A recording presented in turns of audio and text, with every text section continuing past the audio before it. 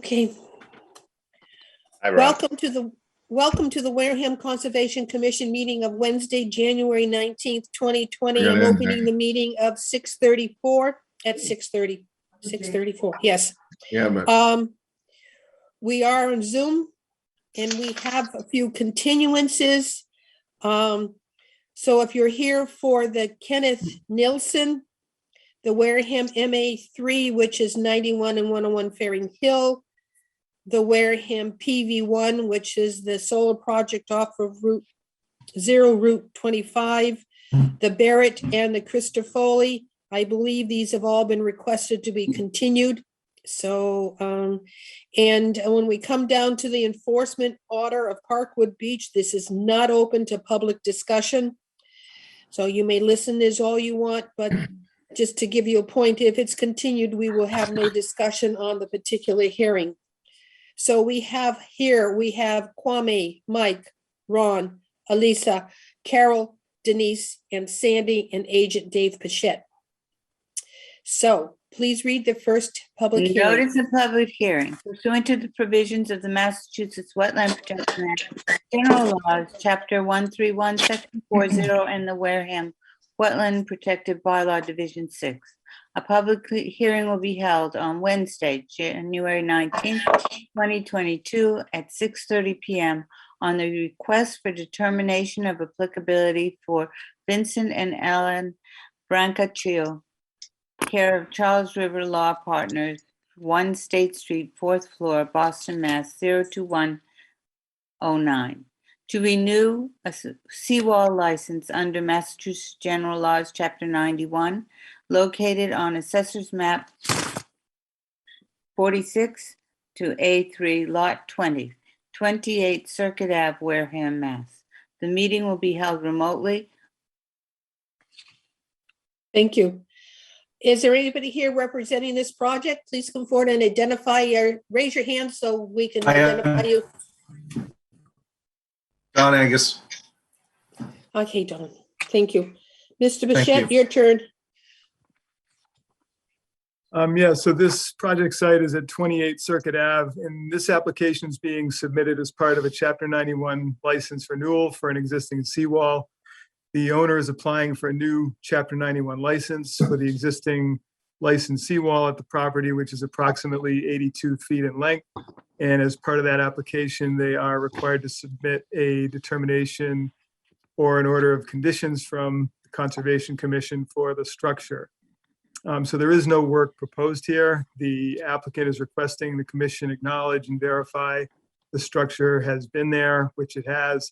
So I would recommend the commission issue a negative determination number 2 for Chapter 91 purposes only, meaning no work is proposed or approved as part of this determination. Don, anything to add? No, thank you. Questions on the board? I will go down. Kwame, No questions, thank you. Mike, Not at this time, thank you. Ron, No question. Lisa, No questions today. Carol, No questions. Denise, No questions. Sandy, I have no questions. Is there anybody in the line that would like to speak for this project, for or against this project? Please identify yourself by raising your hand.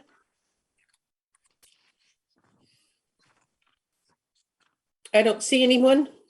Motion to close the hearing. Second. I have a motion to close the hearing in a second. All in favor? Aye. Kwame, Mike, Ron, Aye. Alyssa, Aye. Carol, Aye. Denise, Aye. Sandy. The hearing is closed. Make a Thank you motion very to much. approve the project with Wait a second. negative determination 2.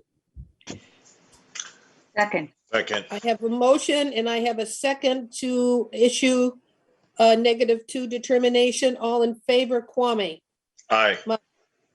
Ron, Aye. Aye. Alyssa, Yes. Carol, Yes. Denise, Yes. Sandy. Okay, Don, you got it. Mr. Bichette will have the paperwork for you shortly, okay? Thank you very much. Have a good evening. Notice of public hearing pursuant to the provisions of the Massachusetts Wetland Protective Act, General Laws, Chapter 131, Section 40, and the Wareham Wetland Protected Bylaw, Division 6.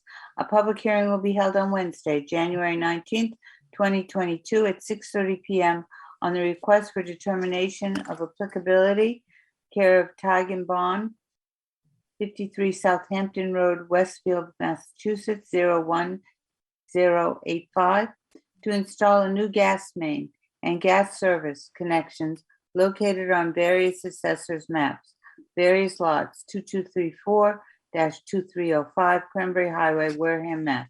This meeting will be held remotely. Thank you. Is there anybody here representing this project? Hi, Bri, wetland scientist with Ty and Bond. Thank you. Yes, of course. Yeah, Mr. Pichette will be talking to this and then you'll have your turn, okay? Sure, works just fine.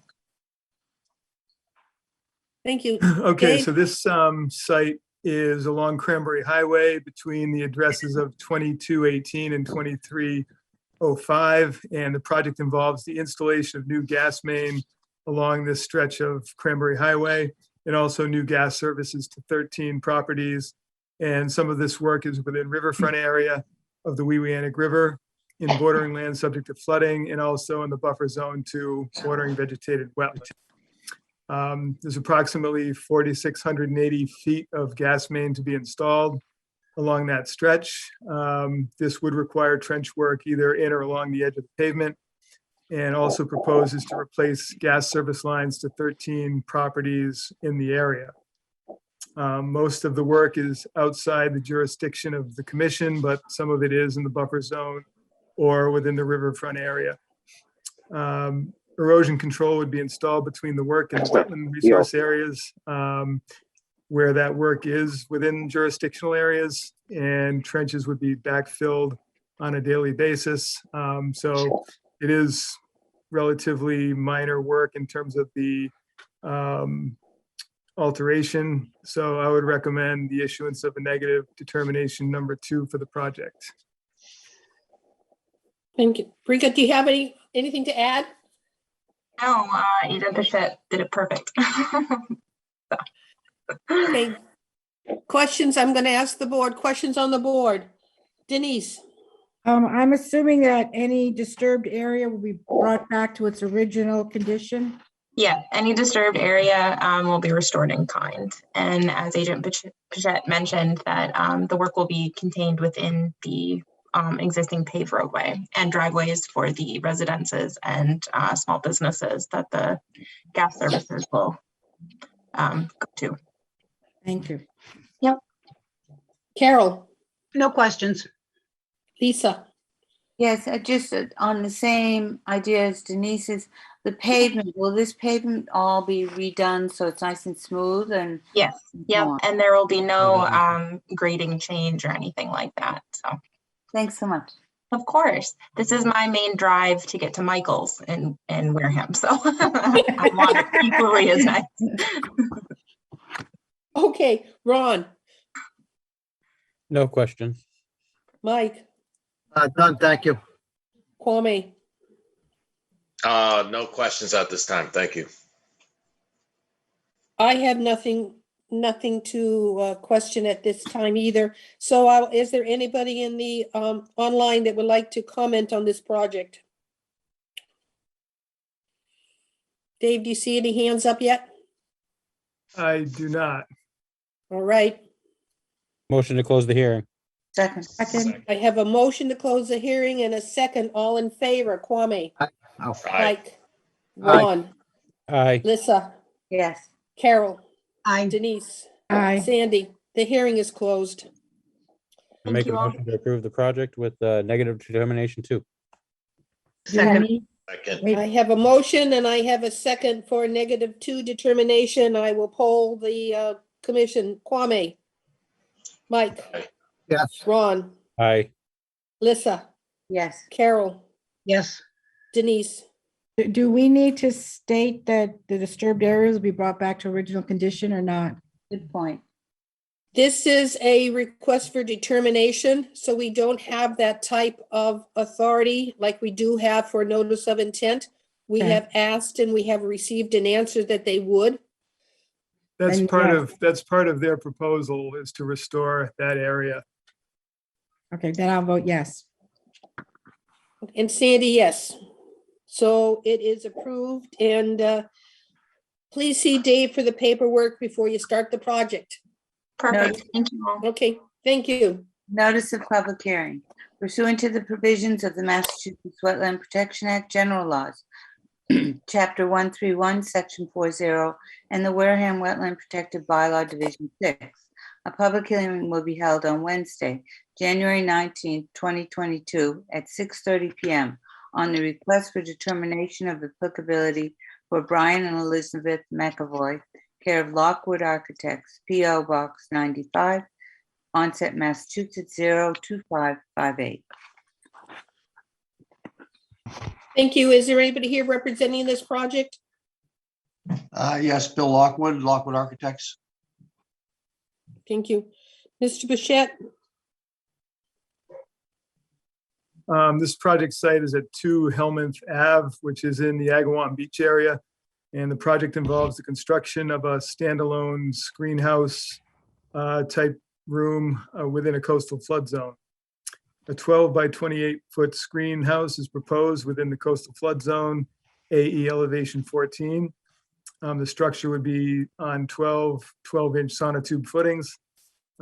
This work is not in the buffer zone to any other resource areas. It's a relatively flat site with no grade changes proposed. So I would recommend the issuance of a negative determination number 2 for the project. Bill, is there anything you'd like to add? No, Dave stated it perfectly. All right, questions, Kwame, No questions at this time. Thank you. Mike, None, thank you. Ron, No questions. Thank you. Lisa? I guess my only question is this going to be, fully closed in like the other houses, that little sleeping houses are on this property? Or is it going to be a sunroom, which is sort of open and has a whole, just all screened in? It's primarily screened in. 80% of it would be simply screened. There'd be maybe a small 20% that'd be enclosed. And does this stay up there all year long? Where are those buttons? Yes, it'd be a permanent structure. You looking for buttons?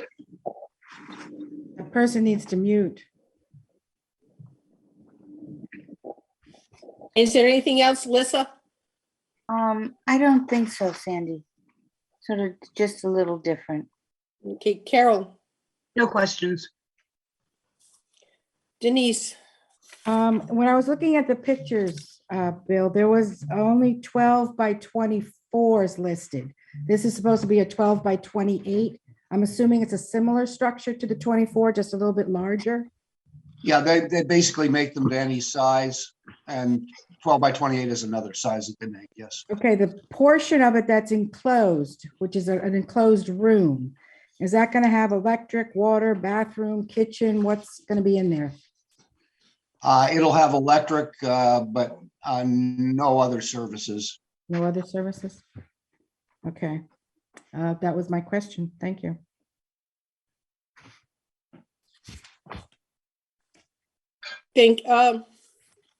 yep, he answered my questions. Okay, is there anybody online that would like to comment on this project?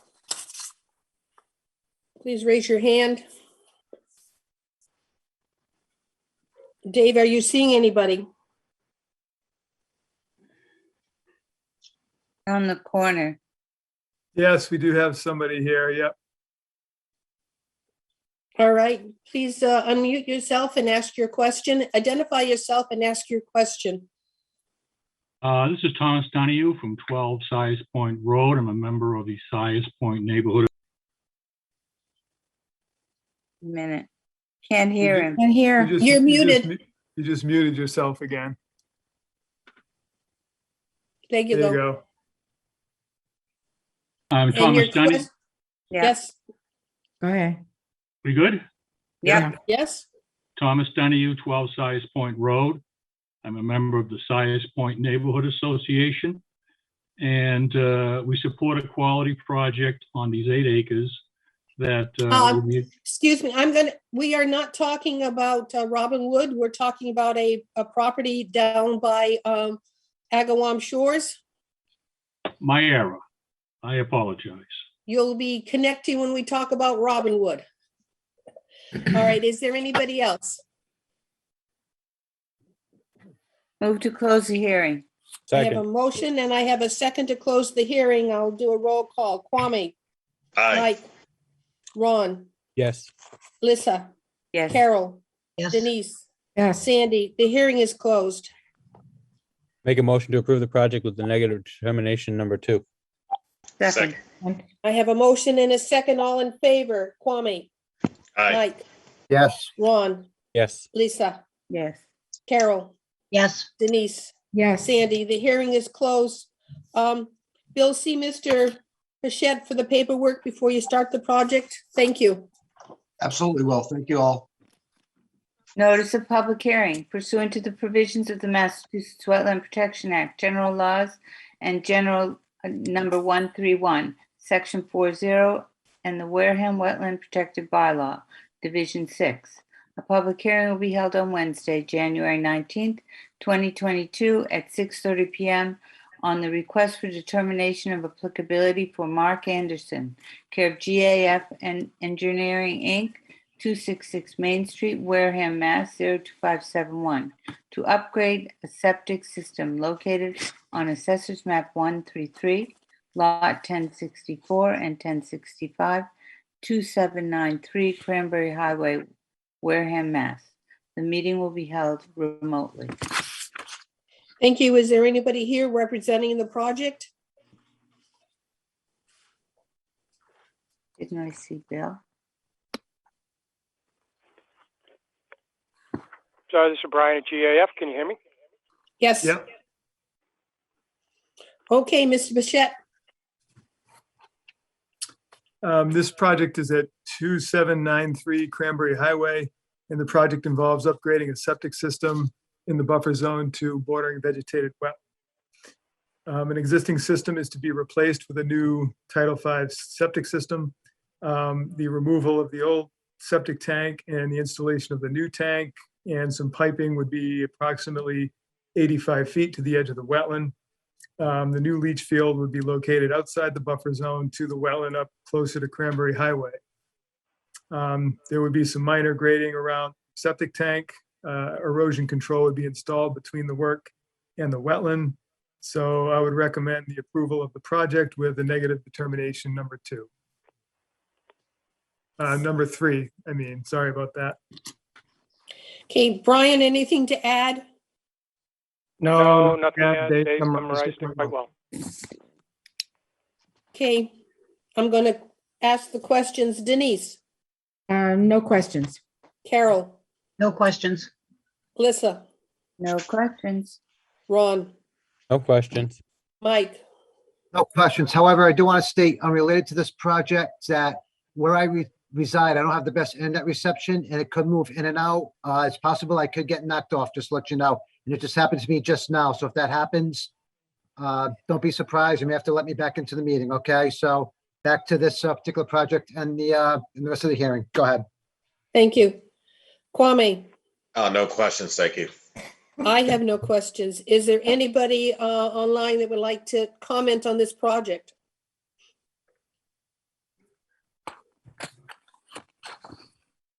Dave, any hands up?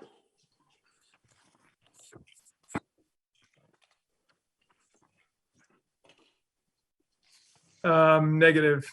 Okay, Motion to close the hearing. Second. I have a motion to close the hearing in a second. All in favor, Kwame, Yes. Mike, Yes. Ron, Yes. Alyssa, Yes. Carol, Yes. Denise, Yes, Sandy. The hearing is closed. I will, the hearing is closed. Did I Motion already do to, that? yeah, yes, just did it.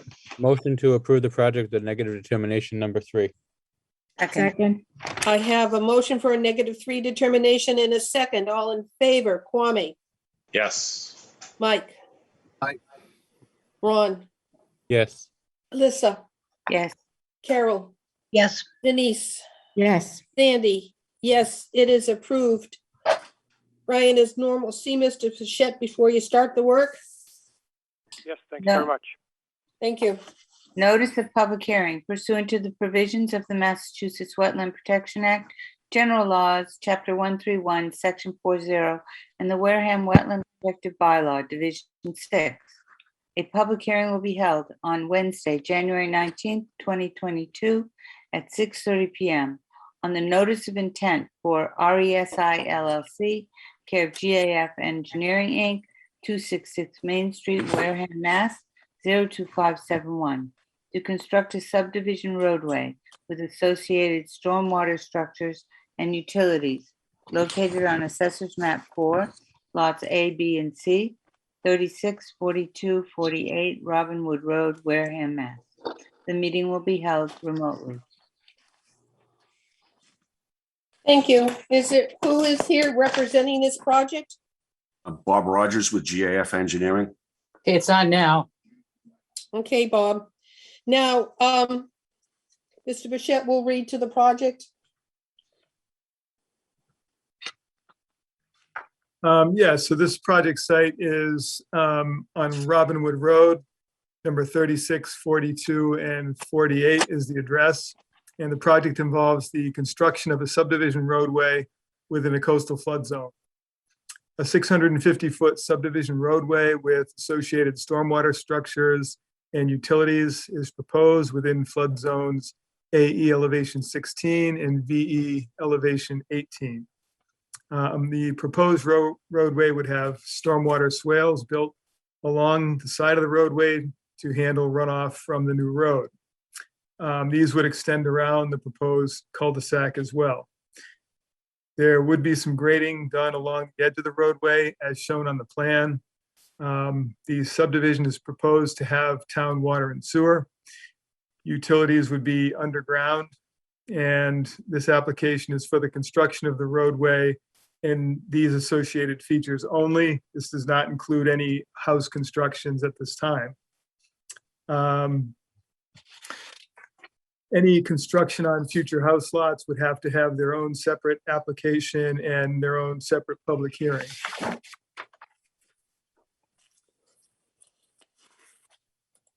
Dave, did you have a chance to read Mr.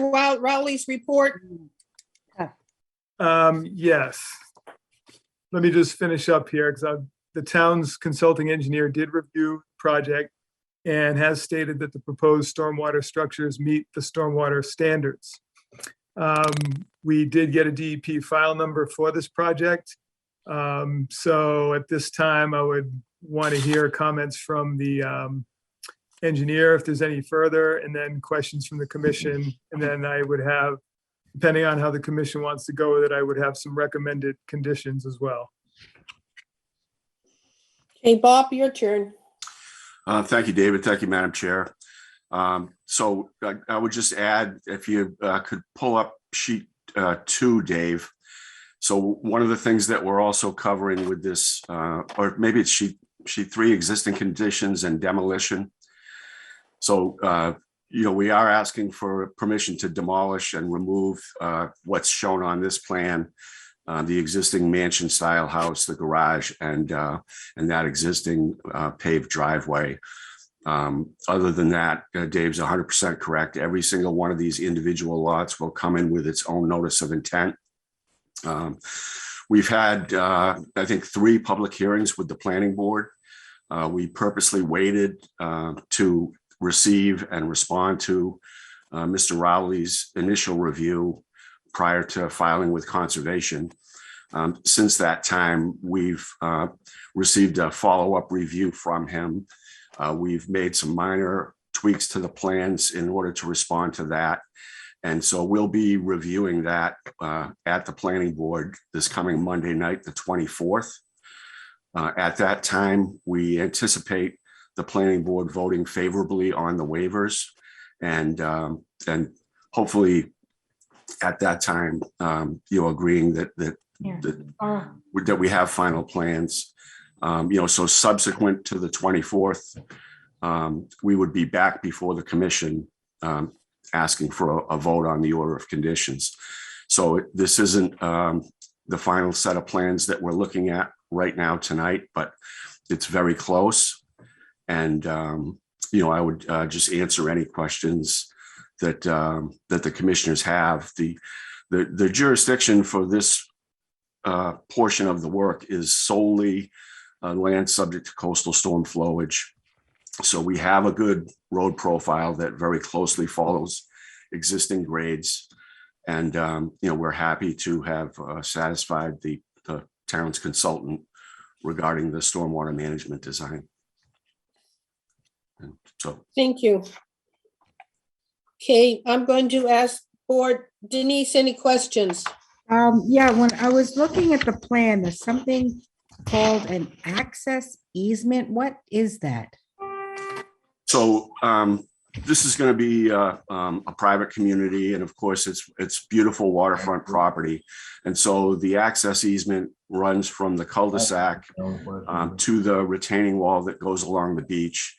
And so, every person that owns a home in this neighborhood, in this development, would have the rights to walk or, bring things down to the beach for, that's the purpose of the easement.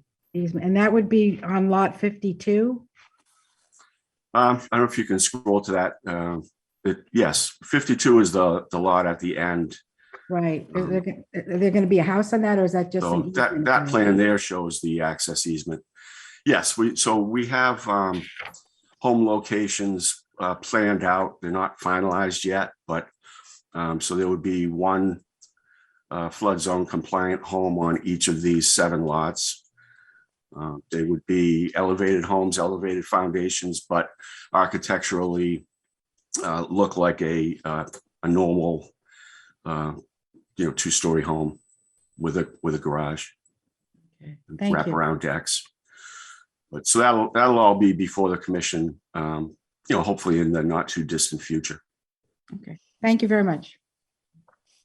Hey, Carol.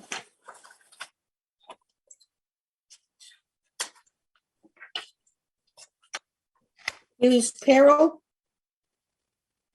You're muted, Carol. Yes, I'm sorry. No questions this time. Alyssa? So just to check, Bob, I know on one of Mr. Rowley's papers, he said something to the effect that that he wanted to have all of the propane or the gas lines all drawn out. So that'll be in your next series of drawings, or? I think it's a little bit different than that, but so we have all of our proposed utilities shown within the new road layout. And so Mr. Rowley had asked us to take a close look at a future force main sewer route.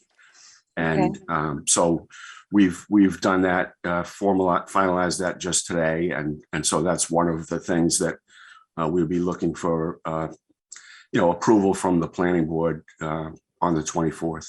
Great, thanks so much. Ron?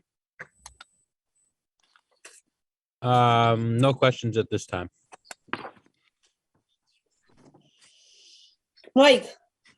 Yes, you said most of the, I guess the driveway is going to be the road. Is that correct? Well, so the road is going to serve as physical access for 6 of the 7 lots. I think when I talked about the driveway, it was the existing driveway that's going to be removed that currently is on what would be shown as lot 53 and 52. Correct. And that will be the road, correct? No, where you see maritime right away, that is where the proposed road is going to be. Okay. We did stake it out in the field every 50 feet. I saw that because I was there, I think, yesterday, and I did see a lot of stakes in the field. I guess to where that arrow's going, where I guess lot 49 was I saw a lot of stakes there, or flags, I guess, and stakes. Because I'm asking this question now, because maybe I'm jumping ahead of myself. If you would go further above where lot 49, it looks like there were some white stakes in the woods. Is that going to be another proposed house, or is that? No, I'm not sure if you see white stakes, sometimes that's a dig safe mark out. But, we put bean poles that were pounded down pretty close to the ground, painted orange, from Robinwood Road every 50 feet to the center of the cul-de-sac, which ends up really close in front of that existing mansion style home. So the road is going to be really in the very center of the property. And Right, because I just didn't know how many of that like wooded wetland area might be impacted by this or not. I was just concerned about that. Okay, thank you very much. Kwame, I maybe I'm wrong. I think maybe I got my information a little messed up, but I thought there was like a little marsh over there or something like that at some point, but maybe. Yes, Kwame, sorry, Right. through you, Madam Chair. So on lot 48, there's an isolated vegetated wetland. It's a big deep hole, and there's flags close to the bottom of it. We had Brad Holmes from Environmental Consulting Restoration look at the property and flag any wetlands. So he identified that area, and as well as the coastal beach. And I don't know if there was some limits of beach grass basically along the beach on the Buzzards Bay side of the retaining wall. Yeah, thank you. So lot number 48 would be the one that's going to be a little in question probably. Yeah, well, we think, again, we've looked at it. We have locations specifically picked out because we want to preserve the water views for all of the new homeowners. But so lot 48, we'll certainly be respecting the 30-foot no activity zone and working within that. There's not going to be a lot of grading associated with these homes. So we'll satisfy the commission for each one of those lots, including lot 48.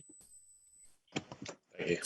my turn. Sorry for the noise, but all I have is a big plan and it's hard to move it around.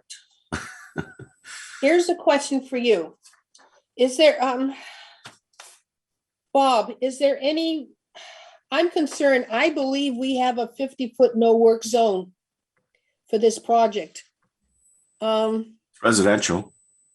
And developments of 4 or more residential units. You're planning 7. Yep. Is there something that you feel there's a 30-foot or should there be a 50-foot no activity zone? I'm looking at this as 4 or more residential units and you're planning 7. Yeah, in that case, the setback would be 50 feet because it would be considered a commercial project. So if it's more than 4 lots or more, then the setback to the resource should be 50 feet. That doesn't necessarily mean they couldn't build on the lots. It just means they would have to have a greater setback. Then as you have to make some changes to the plan to show some of utilities, can you on our next version show us the 50-foot setback in addition to the 30-foot no activity zone? We can add that to the plan. Yes. I'd appreciate it because we do have, there are some, should I say, options for us for the 50 or setting it I will try again. There are some options, but I would like to see where the 50-foot, because I believe it will quite negatively impact lot 52 and 48. And I'd like to see it on the plan for another discussion, but I know that's not part of why we're here. We're here for the road. Correct. We could simply add, we'll look at that and we could simply add that to the existing conditions plan. Add it as an informational point for us to look at going now and going forward. The road, the Maritime Road. Row. I guess how many maritime roads or streets or avenues do we need? Never mind. That's naming of it. it gets very confusing for safety items, safety responders, so with so many maritime entities. But that's not part of why we're here. We want to talk about the Maritime Row Drive and cul-de-sac roadway into this development. I know there are people who want to talk about this project, but I'm going to limit your discussion to the road on the property, Maritime Row. And we will only limit the discussion to items associated with the Wareham wetlands bylaws. Anything else, I will ask that the person cease their discussion and questions, because we are limited to what we have oversight on. So with that said, is there anybody who would like to speak to this project with those limitations? And I will call on somebody one at a time as I see them.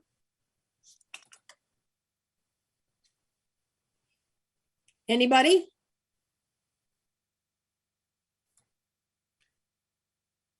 I think the gentleman that was on here before, I don't know if he still wants to speak. There he is. Okay. Madam Chair, I'm Thomas Donahue from 12 Size Point Road, also a member of the Size Point Neighborhood Association. We all want a nice quality project on these 8 acres. That's a good neighbor and it fits with the town. I didn't see any snow storage for the roadway, and I was just curious as to where the snow storage for that road would be. Good question, Bob. Yeah, so I've answered this at the planning board, last planning board public hearing. So the road design does not include any curbing. As I said before, it's country drainage. So from the edge of pavement, there's 3-foot shoulders that slope away from the road, and then there's a swale for the full length of the road that has 3-to-1 slopes and is 3 feet wide at the bottom, and with crushed stone infiltration trenches. So like any roadway, the snow would simply be plowed onto the shoulder of the road. And so we don't feel that there's any need for a designated snow storage area like you would look for in a commercial parking lot. Thomas, does that answer your question?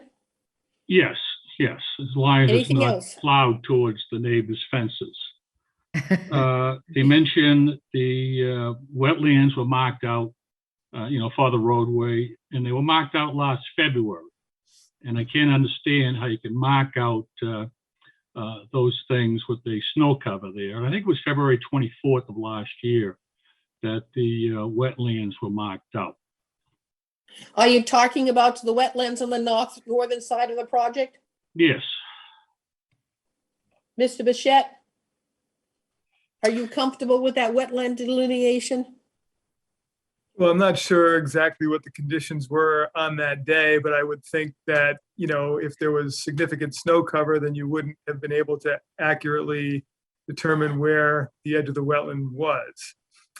So I'm assuming that if it was Brad Holmes that did the work, I don't think he would have attempted to do it with a couple feet of snow on the ground. But I did also look at those flags myself recently with no snow cover, and I agreed with the location of where they were placed. So again, I can't speak to what the conditions were at the time that he did the work, but I have to say I don't disagree with where the wetland line is placed. Okay, thank you. Thomas, anything else? There was a pond on the property north of the Friary building. They call it the Frog Pond. It's actually a fishing pond. And that was recently filled in, not by these developers or the applicant. But that is one factor that I was wondering if the Conservation Commission would look at the history on that and the status of that as far as the stormwater drainage, et cetera. Madam Chair, if I may, I did look Please. into this because somebody had asked me about this earlier. and I looked at some historical photographs for the area, and what I had seen was that this was done about 10 years ago. So again, I'm not sure what that was or what it was there for, whether it was a natural pond, whether it was a man-made feature, I have no idea. I don't know if anybody's got any sense of that from a, knowledge of the property, but it looks as though from the aerial photos, this work was done about 10 years ago. I don't have any, let's say, records of that happening, but that's what I see in the aerial photographs, that it was about 10 years ago that occurred. Is that in the same place where we have a water retention on the property? Because there's always a puddle there after a rain. Or is that in a different area? It was in the corner, sort of abutting the northern side near the water. I can bring the plan back up and show you roughly where. No, that's all right. That's all right. Okay, so that means you've looked into it. The pond was there and the pond disappeared. Right, and I don't really know the history, as I say, of it or why it was done, but the gentleman is correct. That was filled in, but it was about 10 years ago, not what I would call recently.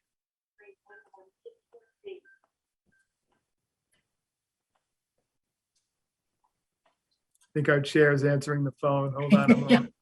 Sorry, I tried to turn it off. I apologize. I didn't soundproof the house like I should have. Okay. Madam Chair, as you brought up a ponding issue, one of the biggest concerns we have as neighbors is the ponding on the property. It's 8 acres, and after a good rainstorm, it looks like a swimming pool. And it sits there for 6, 7, 8 days before it drains. So that is one of our biggest problems, aside from the traffic and the condition of the roadway coming in. But hopefully the engineers can figure out a proper resolution for that. Bob, is there any reason, is there the type of soil that's underneath where it ponds that it just doesn't drain through? Is it too compacted? Is it not sand? Why do we have a pond? No, Madam Chair. So it is good sandy soil, but it is also low. When again, we've talked about this extensively at the planning board. And so one of the things that we did, based on the assumption that part of the reason that the water sits there is that there's a firm top layer of soil that's been compacted from mowing, and it just takes the water a little bit of time to infiltrate in. Also this property gets a lot of runoff from Robin Wood Road and the southerly abutter. And so we went in and just to demonstrate that we could deal with this issue, we excavated a couple of trenches and just put crushed stone in. We refer to it as a wick. And so I did monitor the storm that we had Monday morning. Was it Monday morning or Tuesday morning? And so we got a decent amount of rain, and there was a substantial amount of flooding at 9:30 in the morning, the day of the storm. And I went back at 3:30 and the rain had basically stopped and the water was starting to go away. And then I went back at noontime yesterday, and the water was completely gone.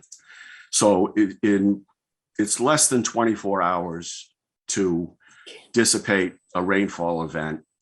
We're going to have a separate drainage system for the roadway itself, which is far in excess of capacity than just these little wicks that we put. And I can certainly share the photos with you at the next meeting if need be. But these lots are 43,000 square feet. We have approximately 2,500 square feet of a house footprint, if you will, and some driveways. And so we've worked again with the town's review engineer, Mr. Rowley, to show an overall grading concept, if you will, that and some locations for some more formal yard drains. And so I believe he's satisfied with that. We're certainly satisfied that although we're going to continue to take a certain amount of water from the neighbors in Robinwood Road, we have roof infiltration units for the homes, the drainage system for the roadway, and just a couple of yard inlet locations. And like I said, the big storm that we had on Monday morning was gone in 24 hours. I have a question. The photos, excuse me, I would just say the photos that I believe this gentleman uploaded, I think that was a storm surge event. And so there was a lot more water in those photos that he has provided to the planning board. But you see a whole lot of water, and then you see it recede out the retaining wall, and the property drains down. But those photos are undated, and you know, it's I'm not sure what the date of those is, but this last storm was gone in 24 hours. Bob, where on this map are we talking about this ponding? Well, if you look at the existing conditions plan and just the grading on it, you'll see that there's quite a, you know, it's that lawn area that's currently on the north side of the access driveway. So we've got 4 contours, you know, 3.8, 3.7 spot grades. Up against the southerly abutter, there's an area that's a little less than elevation 4, and so there's a kind of an inadequate leaching basin with a trench drain that's in the driveway. But like I said, all the water from Monday morning was gone by Tuesday afternoon. Dave, can you point to the concrete memorial stone in the middle? Yep, right Right here. there, right there. Denise, that's where the ponding was, in that area, Okay. right Right there. in there. No, Okay. That's where, it's more to the left. It's much Well- more towards Robinwood Road. And then there's an area between the existing garage and the abutter. no, well, I was there Tuesday morning, and that's where the pond was. Near There, the memorial stone? yeah. Okay. It was that area between the memorial stone and the existing driveway was where the geese were Yes, having a yes. very good time in the pond. Yes. Did correct. anybody inform the geese that they were going to have to leave? Watch Not where you gonna be walk. happy. Watch where you walk when you do a Walk, site visit. yes, big one. Now, here's a question for you. Since this is the only really project we're going to be dealing with for the whole development, when do we comment on things that associated with the, I should say, the drainage of it, the maintenance plan for the Maritime Haven Homeowners Association? Because we're going to be dealing with houses, individual homes, and not an entity. So at what point can we comment on the results of the stormwater mitigation plan that GAF gave us for pollution prevention and erosion and sediment control plan? Who deals with that? Planning, or do we? We would both, and we would be dealing with that right now during this review. So that is part of what we are reviewing as well. Now, I know that the stormwater plan was 100 and some odd pages long. I did not print out the whole thing. I just picked and chose which pages I wanted to talk about. And did anybody else do that, or? I've looked at it, and, you know, a lot of the pages are relative to calculation. So of course, they're not something you would be looking at in terms of language for future planning or maintenance. There is a specific section for ongoing maintenance of that. And that's what we would be incorporating if the commission got to a point where they wanted to approve the project. That would have to be part of the approval, that the association or whoever is responsible for the maintenance of the road would have to adhere to that language. So we can, with our notice order of conditions, reference this particular report done by GAF Engineering and indicate that we want the following sections to be incorporated in our order of conditions. Absolutely. That was going to be my recommendation as one of the conditions. Okay. Now, everybody, commissioners, you all got it. So just scroll through it because there's a lot of data that are not really written in words, numbers, etc. So it's worth looking at. There's a section called Construction Period Pollution Prevention and Erosion and Sediment Control Plan. There is another section called Long-Term Operation and Maintenance Plan to be done by the Maritime Haven Homeowners Association, which does not exist yet. And there's another section called, I'll find it. Drainage narrative, general descriptions, existing conditions, and proposed conditions, so that we understand that is what we should be including in our order of conditions. But I need you all to take a look at that document and so you can comment on it. Madam Chair, may I just add one thing? Yes, please. Sure. So I was informed by the property owners that one of the things that they make sure that they do when they create the documents for the homeowners association is set up a separate maintenance account specifically for drainage. So obviously they need to take care of the roadway and the plowing and all those types of things, but there will be a separate dedicated homeowners account specifically to do any maintenance work that needs to be done for the drainage system, which again is just limited to those swales with crushed stones. Okay. Crushed stone trenches. Thank you. Now, Thomas, did we answer all your questions? Just a point of information. Mr. Rogers brought up the photos I sent in. Yes, I sent in some 8x10 color photos of the ponding, the chronic ponding issue there. Those are all from the abutters. I didn't take the photos, but they're all from the abutters, and I was sure to put down the date, the time, the location of those photos when they were taken. And my memory is there was no storm surge on any of those photos in those days.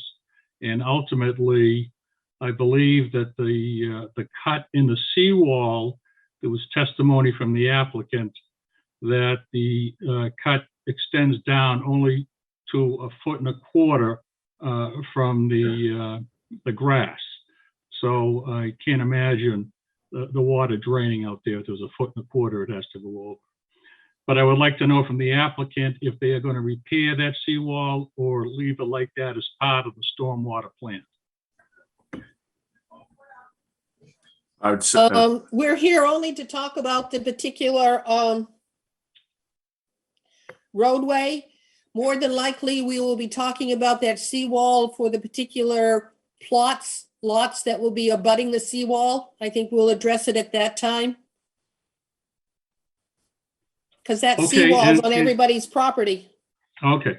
And if the applicant has a neighborhood meeting that they have been talking about for us for the last 8 months, we could also do it there and not take up your time on it. So, Madam Chair, thank you very much for your attention and the board for your time. Thank you. Is there anybody else that comments on this project? Because we are going to be continuing it.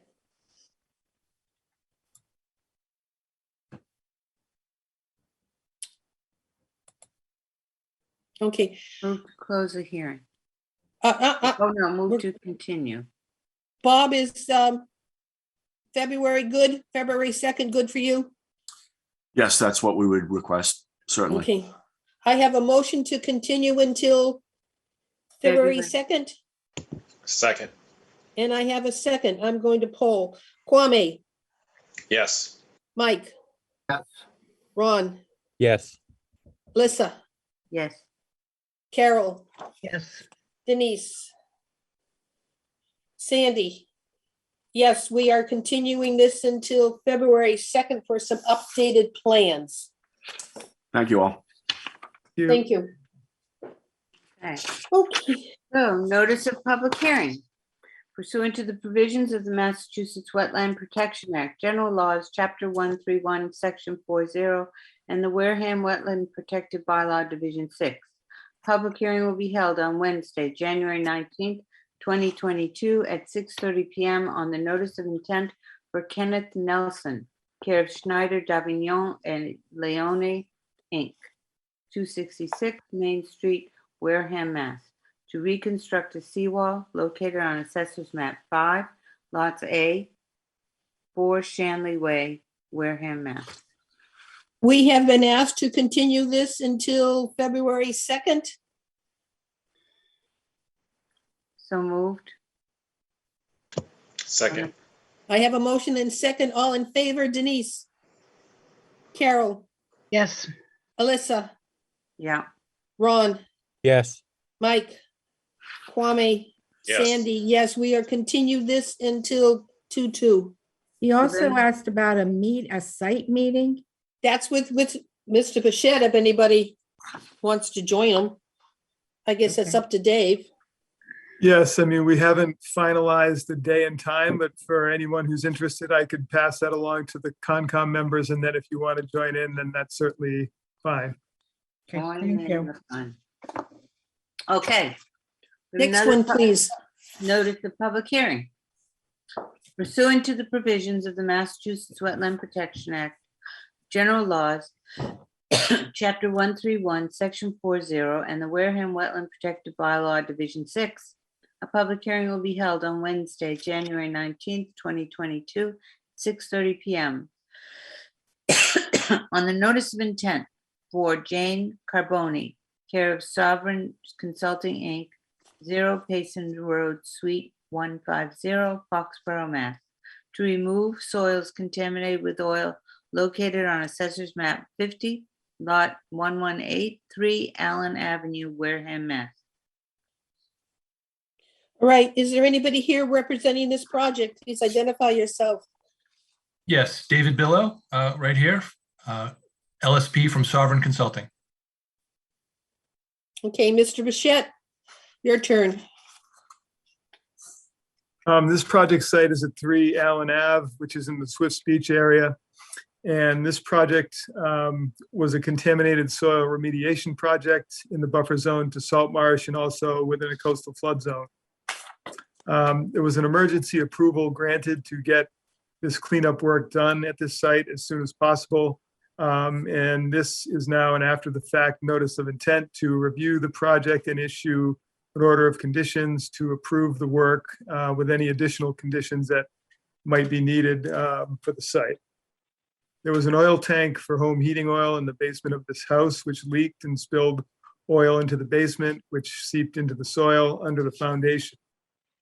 Monitoring wells were installed to see how far contamination might have spread, and then contaminated soils were excavated and removed and replaced with clean material. The oil had not spread very far, and so the area of excavation was fairly limited. Most of the work was within the footprint of the basement. Approximately 22.8 cubic yards of contaminated soil were removed. Hay bales and silt fence had been installed for erosion control. When I met with the project consultant early on, and so they've followed all of the normal rules that we would put in place for such a project. We did get a DEP file number for this, so I would recommend the issuance of the after the fact order of conditions with standard conditions and added condition that any reports that are needed to be submitted to DEP also get copied to the commission.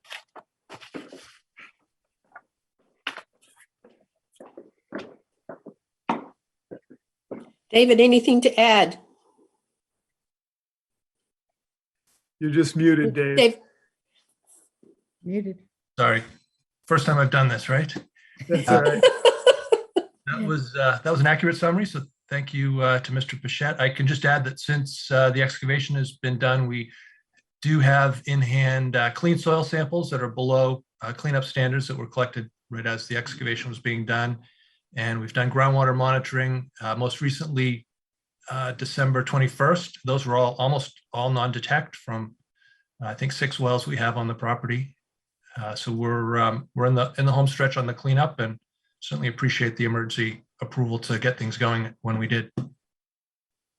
Okay, thank you. Questions from the board? Denise? When I was looking at this, it's a pretty downhill to the next home. Did it impact the neighbor's property at all?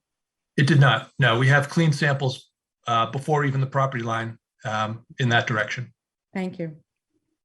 Carol? No questions. Lisa? You're muted, Alyssa. Alyssa?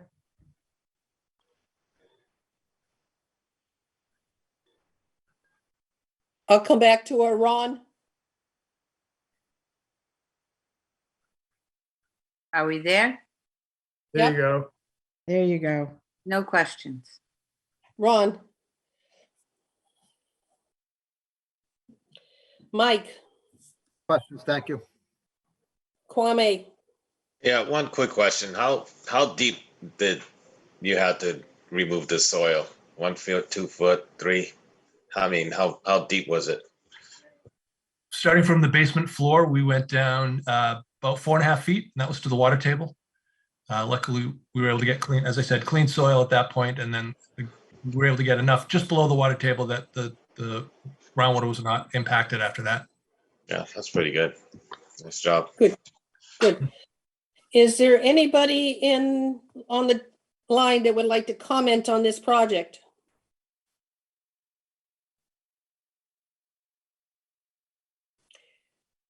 Hearing none.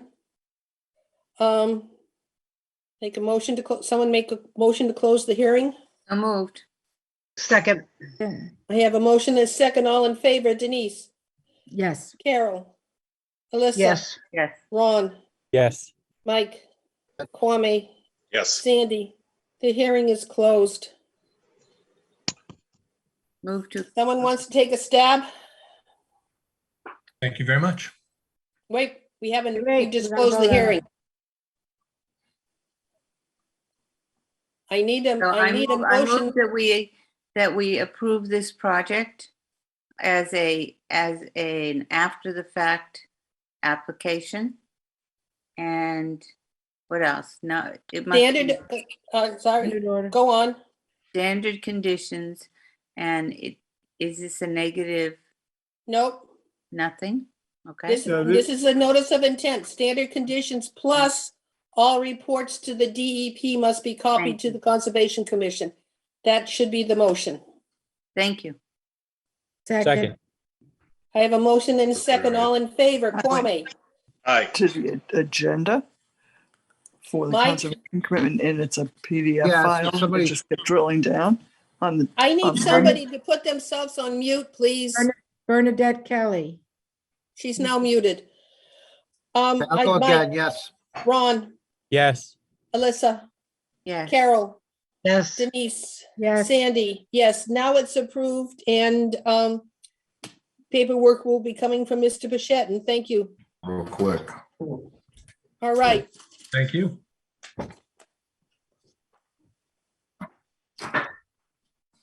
now we have some continued public hearings. Tech Associates for Railroad Corridor. Have we heard anything from them?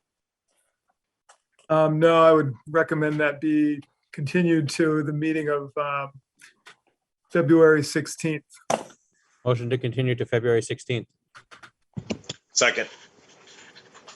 I have a motion and second. All in favor? Kwame? Yes. Mike? Aye. Ron? Yes. Lissa? Yes. Carol? Yes. Denise? Yes. Sandy? We're continued.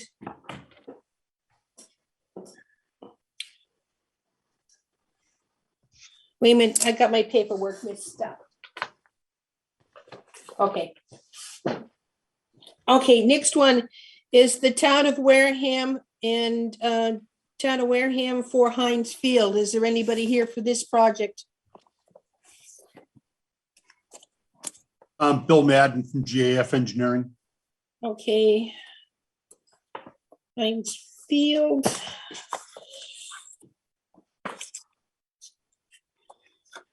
Okay, Mr. Bichette? All right, I'm just gonna pull up this plan here.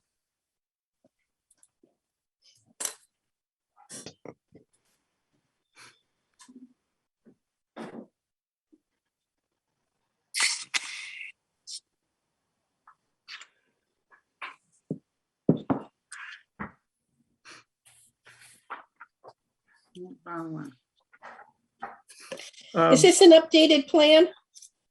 No, this is the same one we had at the last meeting. Okay, So this project is at Heinz Field in Onset, and the project involves the construction of a parking lot in the buffer zone to bordering vegetated wetland and also within a coastal flood zone. A 94 space parking lot is proposed on what is known as Heinz Field, approximately 35 feet from the edge of the wetland and within coastal flood zone AE elevation 14. Landscape islands, curbing, lighting, and sidewalks are also proposed as part of the project. At the last meeting, I had some questions about how the project was characterized, and Mr. Madden was going to take a look at some of the issues in terms of the area that could be considered redevelopment versus not. And there was also a discussion about that wetland being connected and not being an isolated wetland. And since the last meeting, there have been some pipes that have been identified that do come out of that wetland area into and out of. I'm not sure exactly how the drainage works. So Mr. Madden was going to, I think, give an update as to what has been discovered there and possibly some updates on plan revisions. But at this time, I don't have any plan revisions, so I would be recommending a further continuance of this hearing. hey, Bill, Yes. found anything on our pipes yet? Yeah, we have actually. I think today was a pretty active day on the site, and what we've uncovered is that existing pipe that's up here over by up in that neck of the woods over there, it appears that pipe is connected to the municipal. There's a pipe, an outlet pipe from the wetland that's connected to the municipal drainage system, and it actually runs in a convoluted manner, but right through Lopes Field, and increases in size to an 18 and then ultimately to a 24-inch pipe that discharges, I guess, in that little cove in the back of Sunset Cove. I don't know if that is considered Sunset Cove, but that's where the water goes. And it's actually the 24-inch pipe that discharges into the back of Sunset Cove. That's subject to the tidal action. So today we actually witnessed when the tide was up, the wetland back there was flooded. And when the tide went down, we actually saw the flow running through the manholes and catch basins back out into the marsh behind, I guess that would be Sunset Cove. Excuse me, Marilyn, can you mute yourself, please? Marlene? Marlene needs to mute. Thank you. All right, sorry, Bill. Sorry. So that pipe you're saying is working in and out? It works now that the drainage was cleaned out, and Department of Municipal Maintenance went down there and excavated and cleaned out a couple of catch basins. I think there's a little more work to do there, but yes, we know now that it does go in that direction, and that's the location of it. So when the tide was coming up, the water was flowing into the wetland area. When it was receding, it was flowing out of that area. So that's what's happening. I think there, I seem to recall years ago that someone was asking us to look at putting a backwater valve on that 24-inch pipe quite a long time ago. Nothing ever materialized with that work, but that was something that was looked at then. So we know where that water now goes, and we will be revising we'll be showing that the piping, the direction, of the flow and addressing the concerns that Dave brought up at the last meeting. So we will be requesting a continuance. So the town cleared out some of its drainages. And it's now working as it should have been doing. Well, I don't know if I would really say it's working as it should be. I mean, now the flow is running. Okay. We can witness the flow. The full man catch basins have been cleaned, and I think there's a little bit more to do.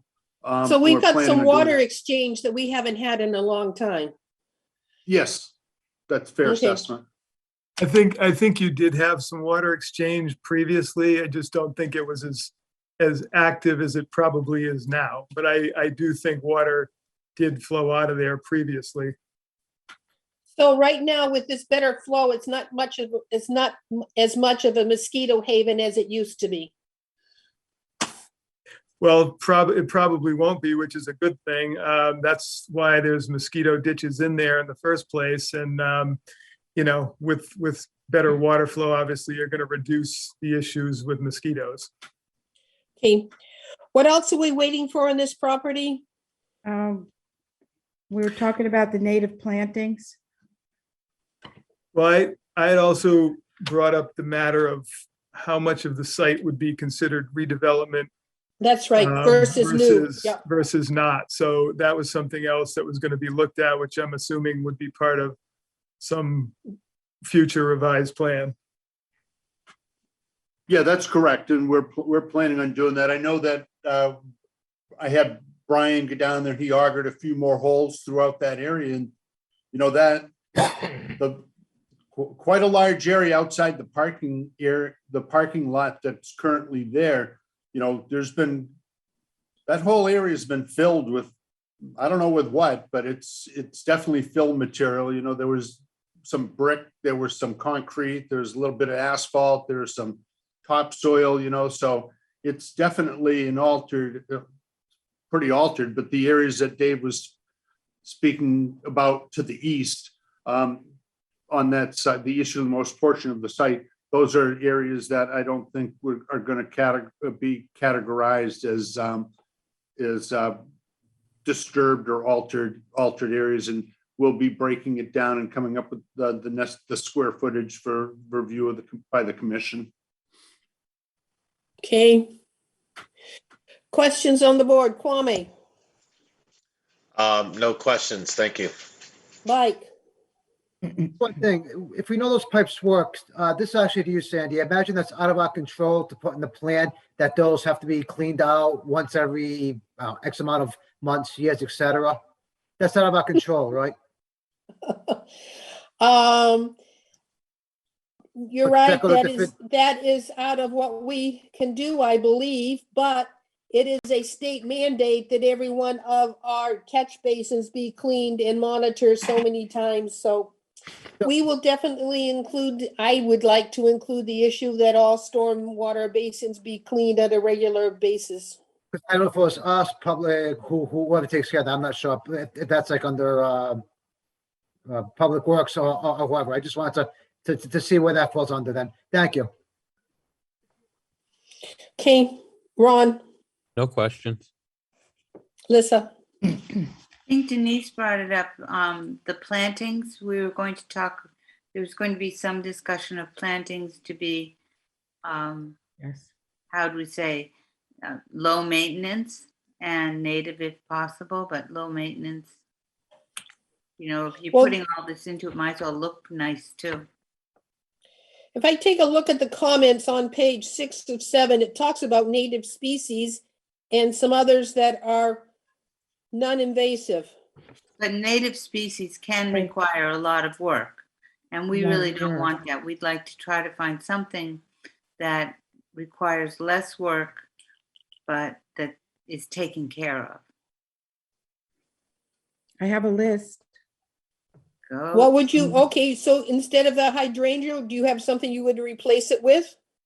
Well, Sandy, living next to a parking lot, I have a little bit of experience as to not wanting plantings around a parking lot where inappropriate behavior can happen behind it, such as junipers and the hydrangeas that they're talking about.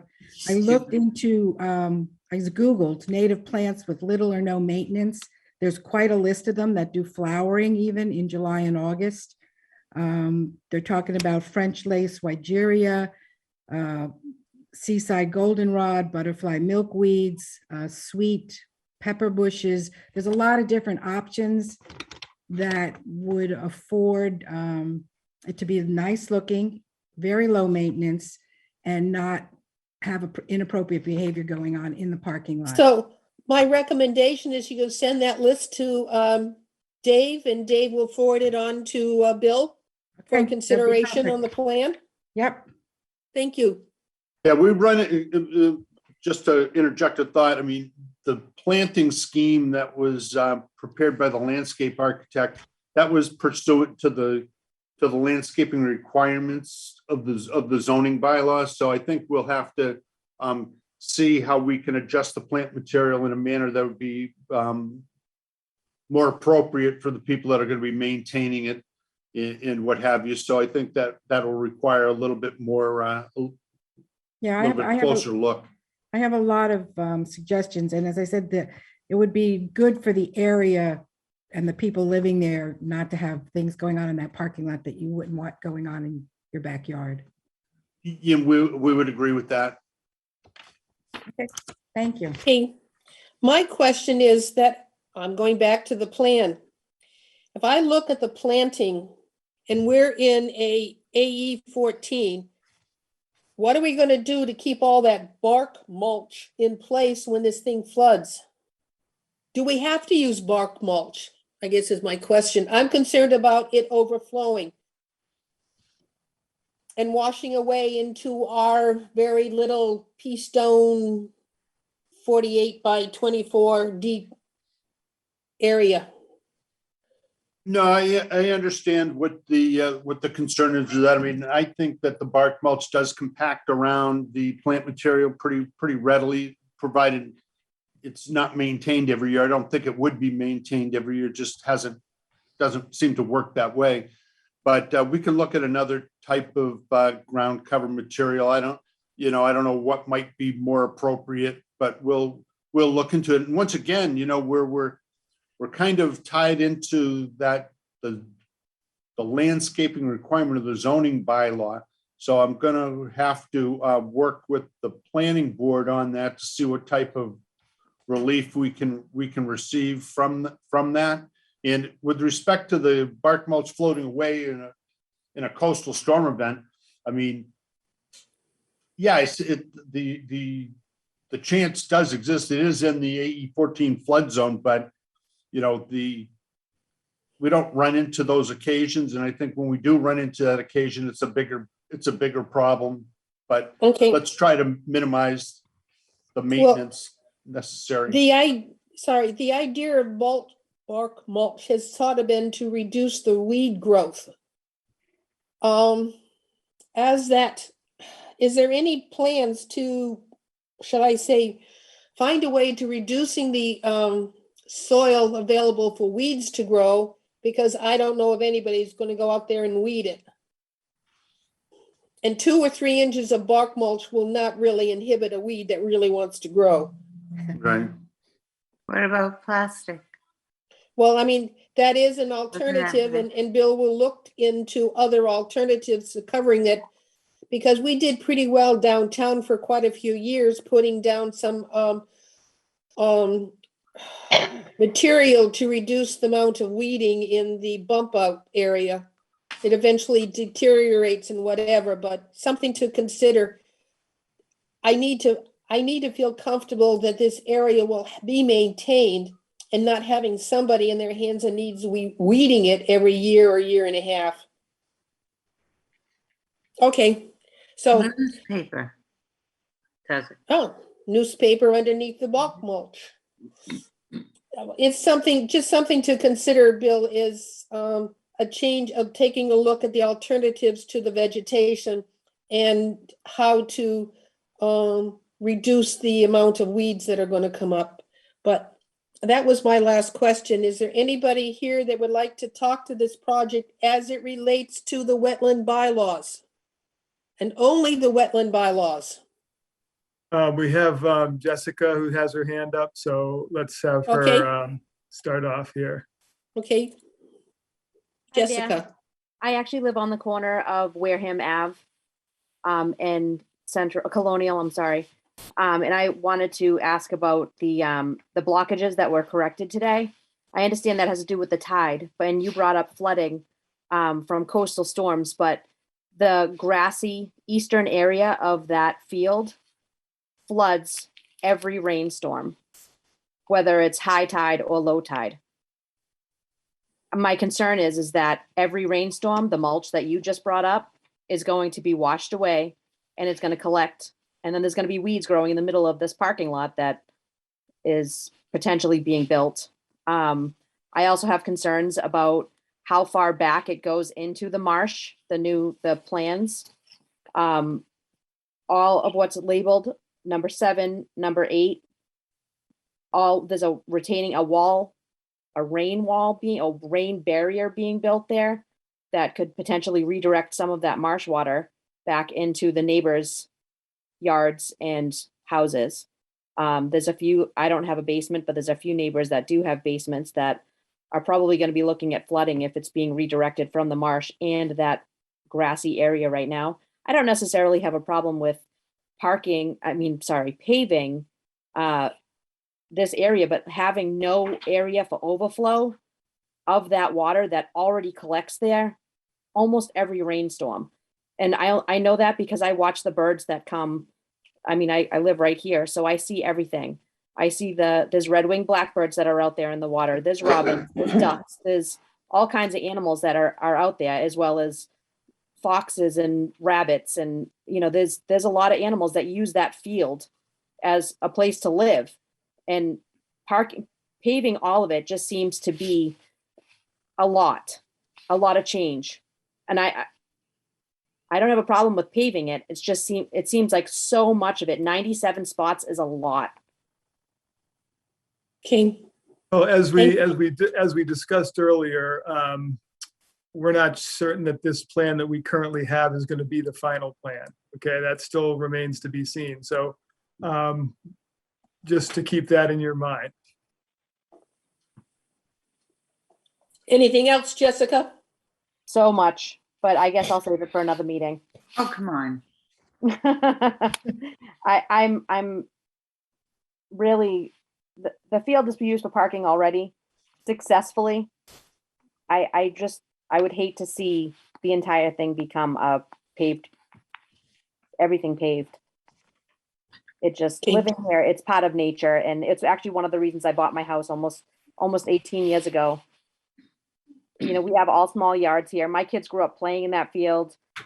I watched kids play baseball over there. The little kids, when the fields were being used by the older kids, there was baseball, little peewees and little football players. And the kids in the neighborhood right now have been out there smashing the ice. And I know that sounds stupid, but seeing kids be kids again is just nice. I like having that field be a field. So, Okay. and I know my opinion means nothing, but I No, look at it it's every all day. considered. Bill, here's a question for you. Where we put this last row of parking up against the drainage proposal, the P stone. Where is the level? Where's You bring it grass today? Where's the edge of the grass? The edge of the grass comes back to almost the middle.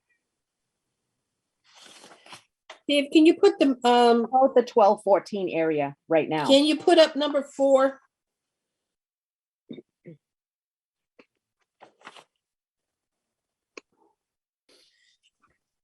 Okay, thank you. That's if I take a look, can you point on this map where the grass is now? Dave? It's hard to say specifically, but about there, it isn't kind it? of comes like sort of in this area. It's about there, I would say. Because this is the entrance road is kind of right in this area, and then it follows like that, and then sort of cuts back this way a bit, but where the exact location is, I can't really point out on this. But now show me the 50-foot no activity zone. That's right here. Virtually everything to the north and west of that will stay grassed. All that will stay grass under this proposal. Because we only have a few rows in which we're into the 50-foot no activity. We only Yeah, have a so few spaces. let me go now to the actual project plan, and you can see this is the 50-foot no activity zone line you are referencing. Okay, and then when we go to the project plan, this is that same line right here. So except for a few parking places, we're virtually out of that, outside the no activity zone. And that will be maintained as grass above it, above that line of pea stone. Okay. Right, everything to the, in a northerly direction from that line of, from that pea stone level spread or trench is to Will be, stay, yeah, is supposed stay to be, grass. right. Okay, thank you. Jessica, does that help you? We may have lost her. We have somebody Is- with another, there's It another still hand. seems Is to it- be, it looks like it's overlapping a bit more than where the grassy area is now. If you were to look Yes. on Google Map, it's that area is grass. If you can look at the map that you're looking at, like 12 and 14 in the middle of the parking lot, the projected parking lot, that's where the grass area goes to now. Yes. And flooding happens right to that temporary paving that's there right now, the gravel. No, Sometimes that's correct. There's definitely some, what is currently grass that is proposed to be paved over, no question. right, and that's Right. where it floods to. Right. Okay, That seems problematic if that's going to be flooding with every Okay. storm, if it's a parking lot. Well, the parking lot will be regraded. That whole surface will be uniformly graded from Onset Ave back to that level spreader. So we're trying to not to have a ponding area within the parking lot. Well, that could potentially cause another problem where all the water is pooling off of the parking lot into the marsh. For so many others. That's certainly an issue. And again, that's part of what we're here to look at, is to make sure that stormwater impacts don't adversely affect that wetland. That's part of why we're reviewing this. okay. Okay. Thank you. Thank you. Anybody else would like to comment on the project? I have Holly that I'm gonna have Yep. speak. Hi, thank you very much. I have a couple of points. First of all, there's no need for lighting in this. Onset is a beach town. If you're coming here and utilizing the parking, you're here in the day, especially in the summer when the sun is up later. I'm sure Mr. Madden doesn't know this, but this is a huge migratory bird stop. We have tons of wildlife. Those of us who live here and walk here every day, yes, the marsh floods all the time. It gets windy. And light pollution at night. Oh my God, that field is so beautiful. No lights, please. And second of all, And Holly, I believe that, sorry, Holly, I believe that's an issue for planning, not for us, but I heard you. Okay. We don't control, we don't oversee the lighting and the light pollution. That's a planning board discussion and you should have it with them. And your second point?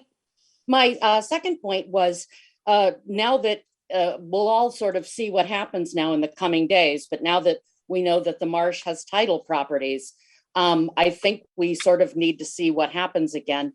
Did you all see the aerial video I posted showing all the 3-foot deep water canals? They were frozen over when we took the pictures, but it actually made it much easier to see just how much water is back there.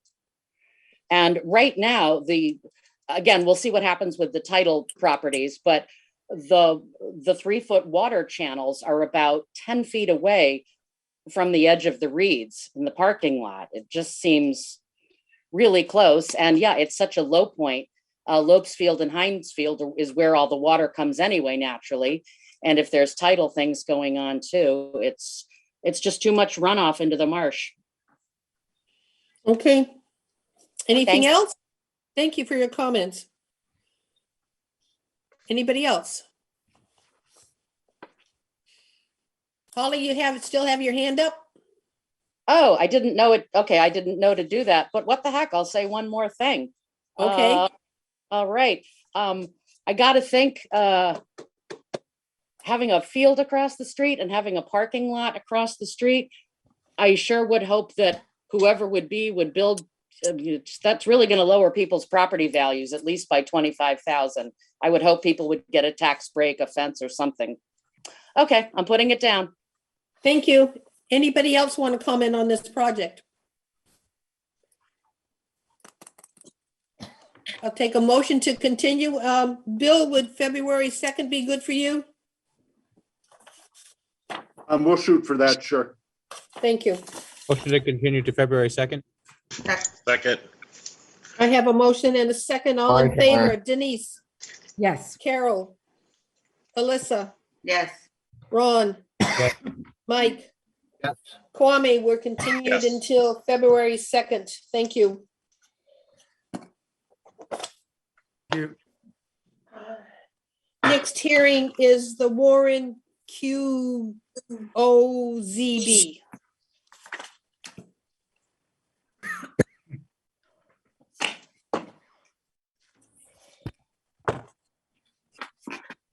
Is there anybody here representing this project?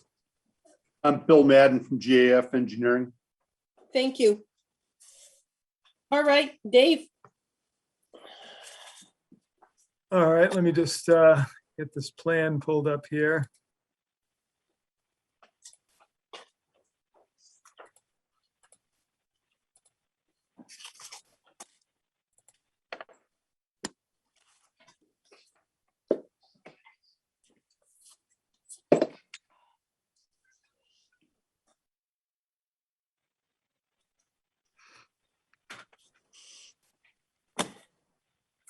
Did we get new plans?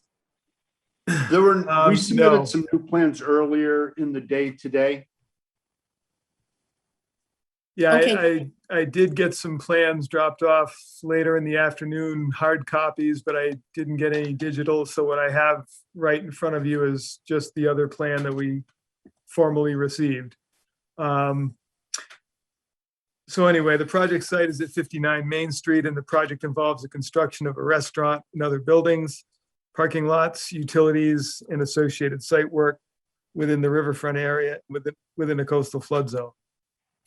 A 65 by 100-foot restaurant with attached 25 by 65-foot deck is proposed, approximately 30 feet from the edge of the bulkhead along the Wareham River and within flood zone AE elevation 16.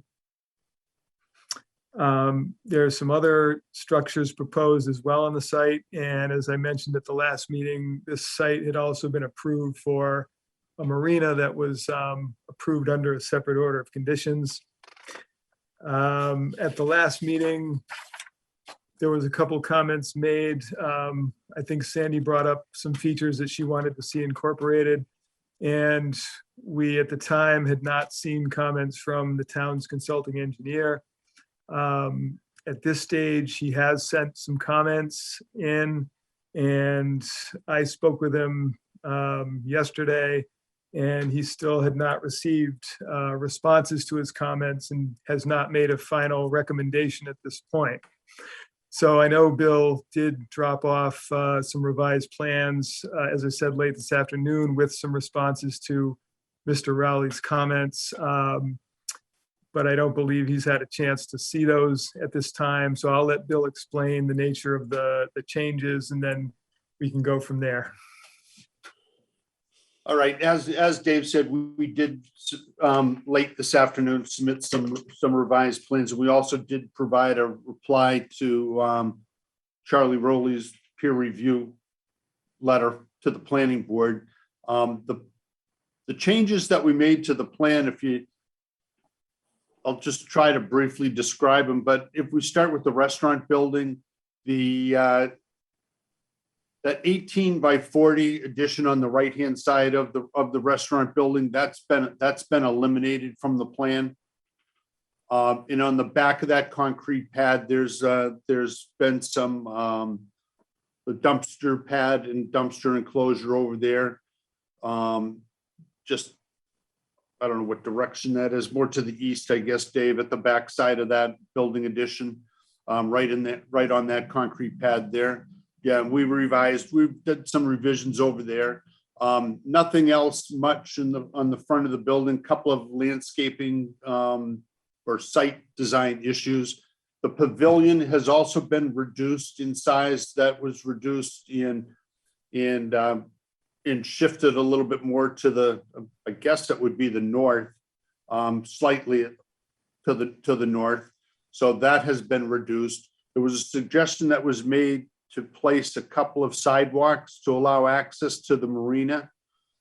We flanked that pavilion with the sidewalk, a 5-foot wide sidewalk on each side that connects to the sidewalk that serves the parking lot, and extended those down to the existing sidewalk that runs along the bulkhead adjacent to the Wareham River.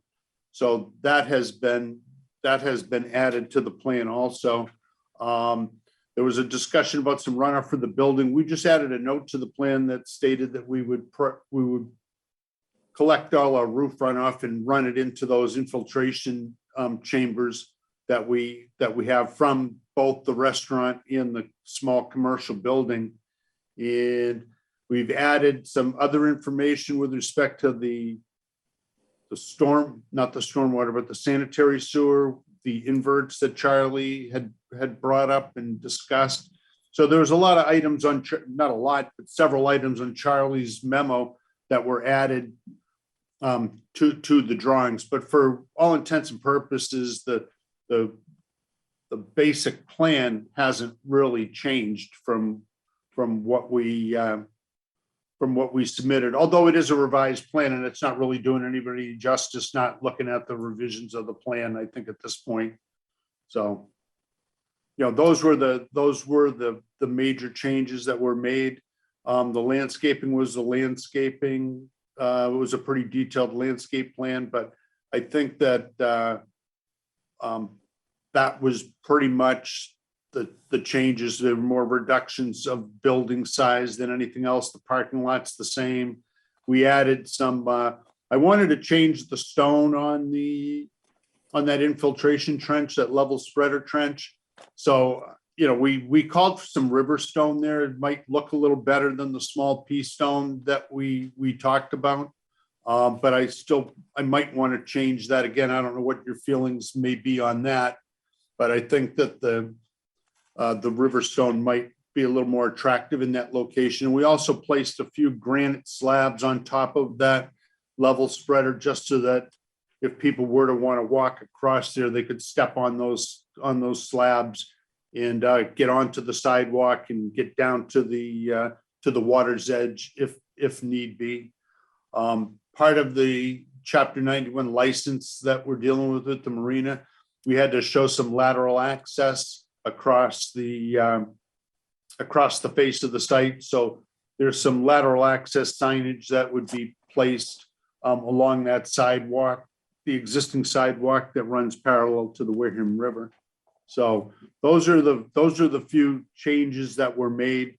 And I apologize for not having a more up-to-date plan for you tonight, but we're still waiting to get Charlie's reply on the peer review, and we're still going through the planning board process with the planning board. So I think we're up again with them for Monday night. So after our meeting Monday, I think that we'll be in a little better position to show you,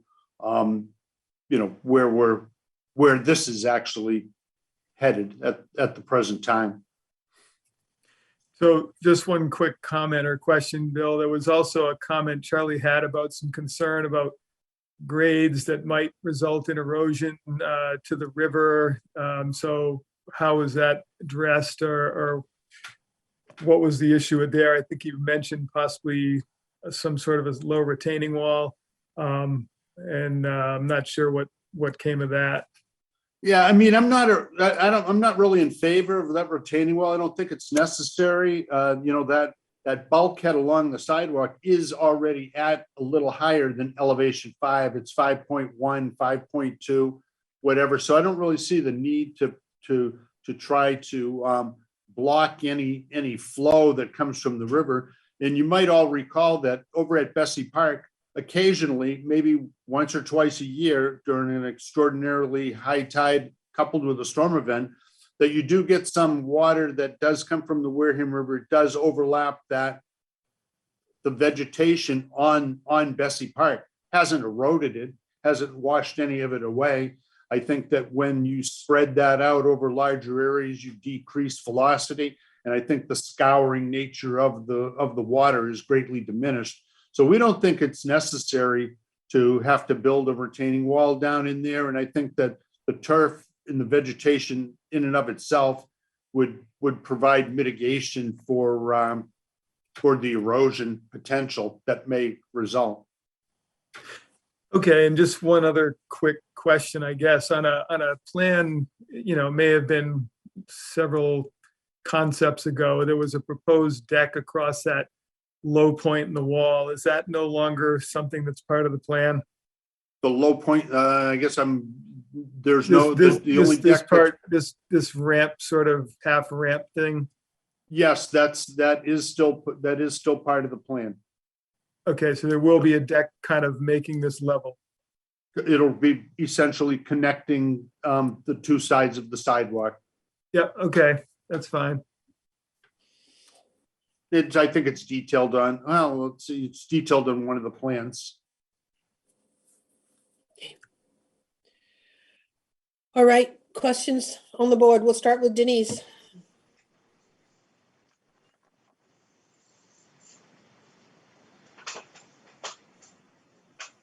Okay.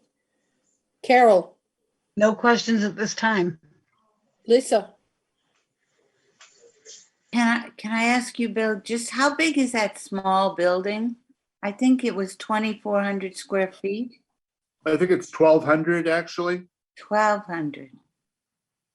I know this isn't a question to ask, but do you happen to know what they hope to put in a 1,200 square foot building? I thought there was some discussion of, we show a grease trap there and some kitchen waste. I know there was a little discussion at one point in time about an ice cream stand being placed in that building. And then there was also some discussion about either a small commercial space or an office for the marina. Okay, so pretty small space.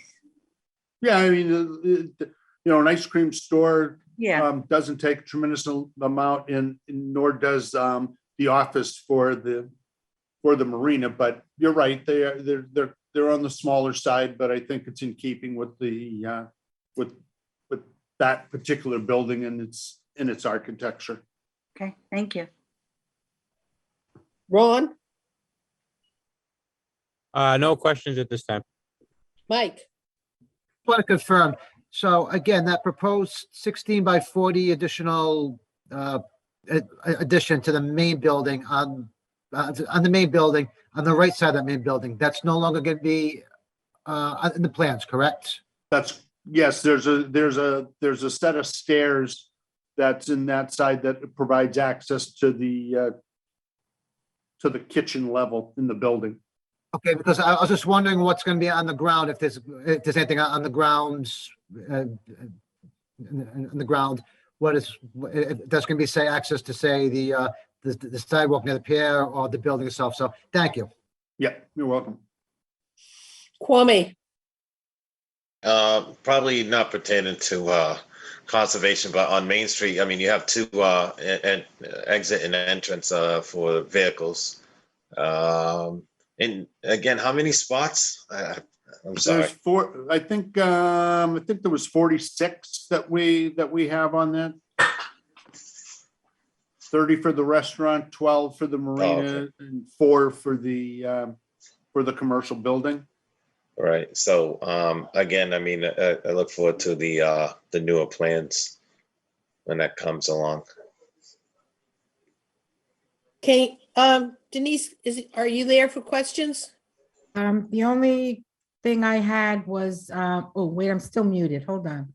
No, you're not. Now you're mute. Now you're I muted. am. Now you're good. I'm good. Okay, he addressed the sidewalk that you had been talking about from the parking lot to the deck. And then when I send the planting suggestions from the last project, you might take a look at them and consider some of them for this project, also low maintenance. Yeah, they certainly look like the same. They were very favorable to some of those very same plants. Yeah. May not be, I'm concerned about snow removal. Will it be stored at the site because there will be sand and salt in that treatment of that parking lot? I would be concerned of where the snow would be plowed, snow would be stored because it will all flow into the river and it's illegal to dump in the river. So I would like to see what you're planning to do with snow retention after you plow. Yeah, I mean, there's some small areas on the site that that some snow can be stockpiled on, but certainly not enough to clear that entire parking lot, depending upon the snowfall event. So, you know, that would have to be removed from the site by the operator. So, you know, you would have to plow it, load it into truck and remove it. Is that something we can put in our order of conditions, David? Yes, you certainly can do some conditions relative to snow removal. I need Paul to put himself on mute, please. Thank you. So we can very well indicate that it'll be, I don't know, significant snow would not be stored, not be allowed to melt on the site. Is that a good way to put it? I think we can, you know, discuss some language to address that. Yes. I think also you have to address at the same time what you would put down if it wasn't going to be plowed. You really don't really want rock salt right next to everything. You know, you might want a low salt area. Okay.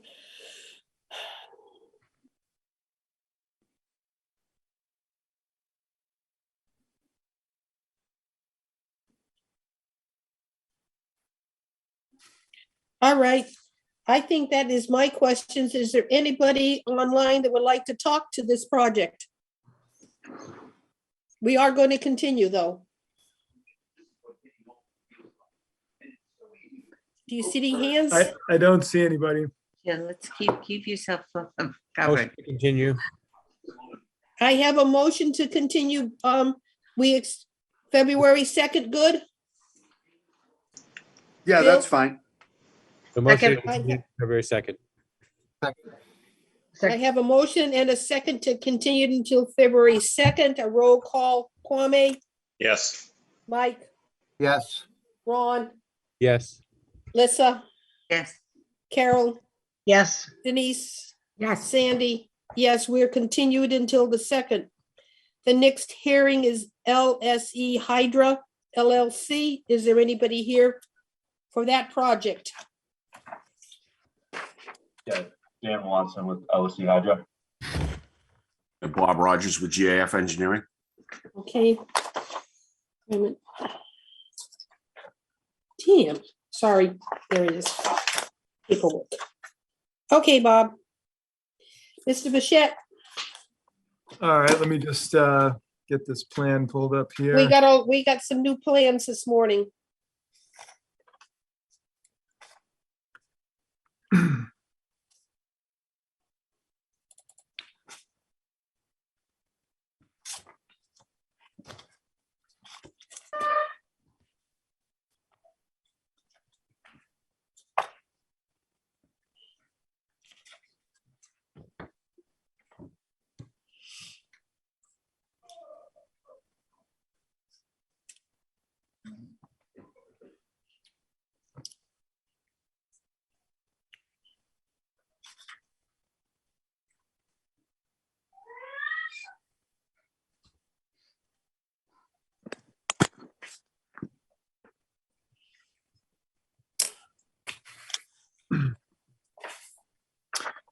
Okay, so again, this project site is at 36, 44, and 48 North Carver Road.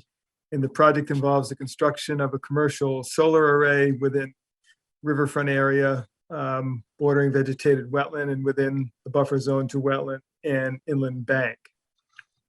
A 990 kilowatt solar array is proposed at the site in the riverfront area of the Wewianick River and within the buffer zone bordering vegetated wetland. There's 3 separate array areas proposed on the property that would occupy approximately 9.7 acres. At previous meetings, we had discussed some issues with both the alternatives analysis and also with the amount of work within the riverfront area. And we also had a part of the site that was more or less clear cut in violation with no approvals to do so within the riverfront area. So we just did get a revised plan and some comments earlier today. And, or yesterday, that is. And so as far as reviewing those in detail, I haven't honestly had the chance to do that. But one thing I would say is that northern array is proposed within riverfront area, again, in an area that was cleared without approvals. This area to me should be completely restored and not just the first 100 foot, and should not have any part of the project within the riverfront area, because had that been submitted to us, prior to it being cut, I would have recommended that no work be allowed within that wooded riverfront area. The other question I just had, just quickly by looking at it, was to find out whether or not the percentage of work in the riverfront area is the entire area that's being fenced in, or is it just the space that the panels are occupying? So I had that question. There's been some other changes as well.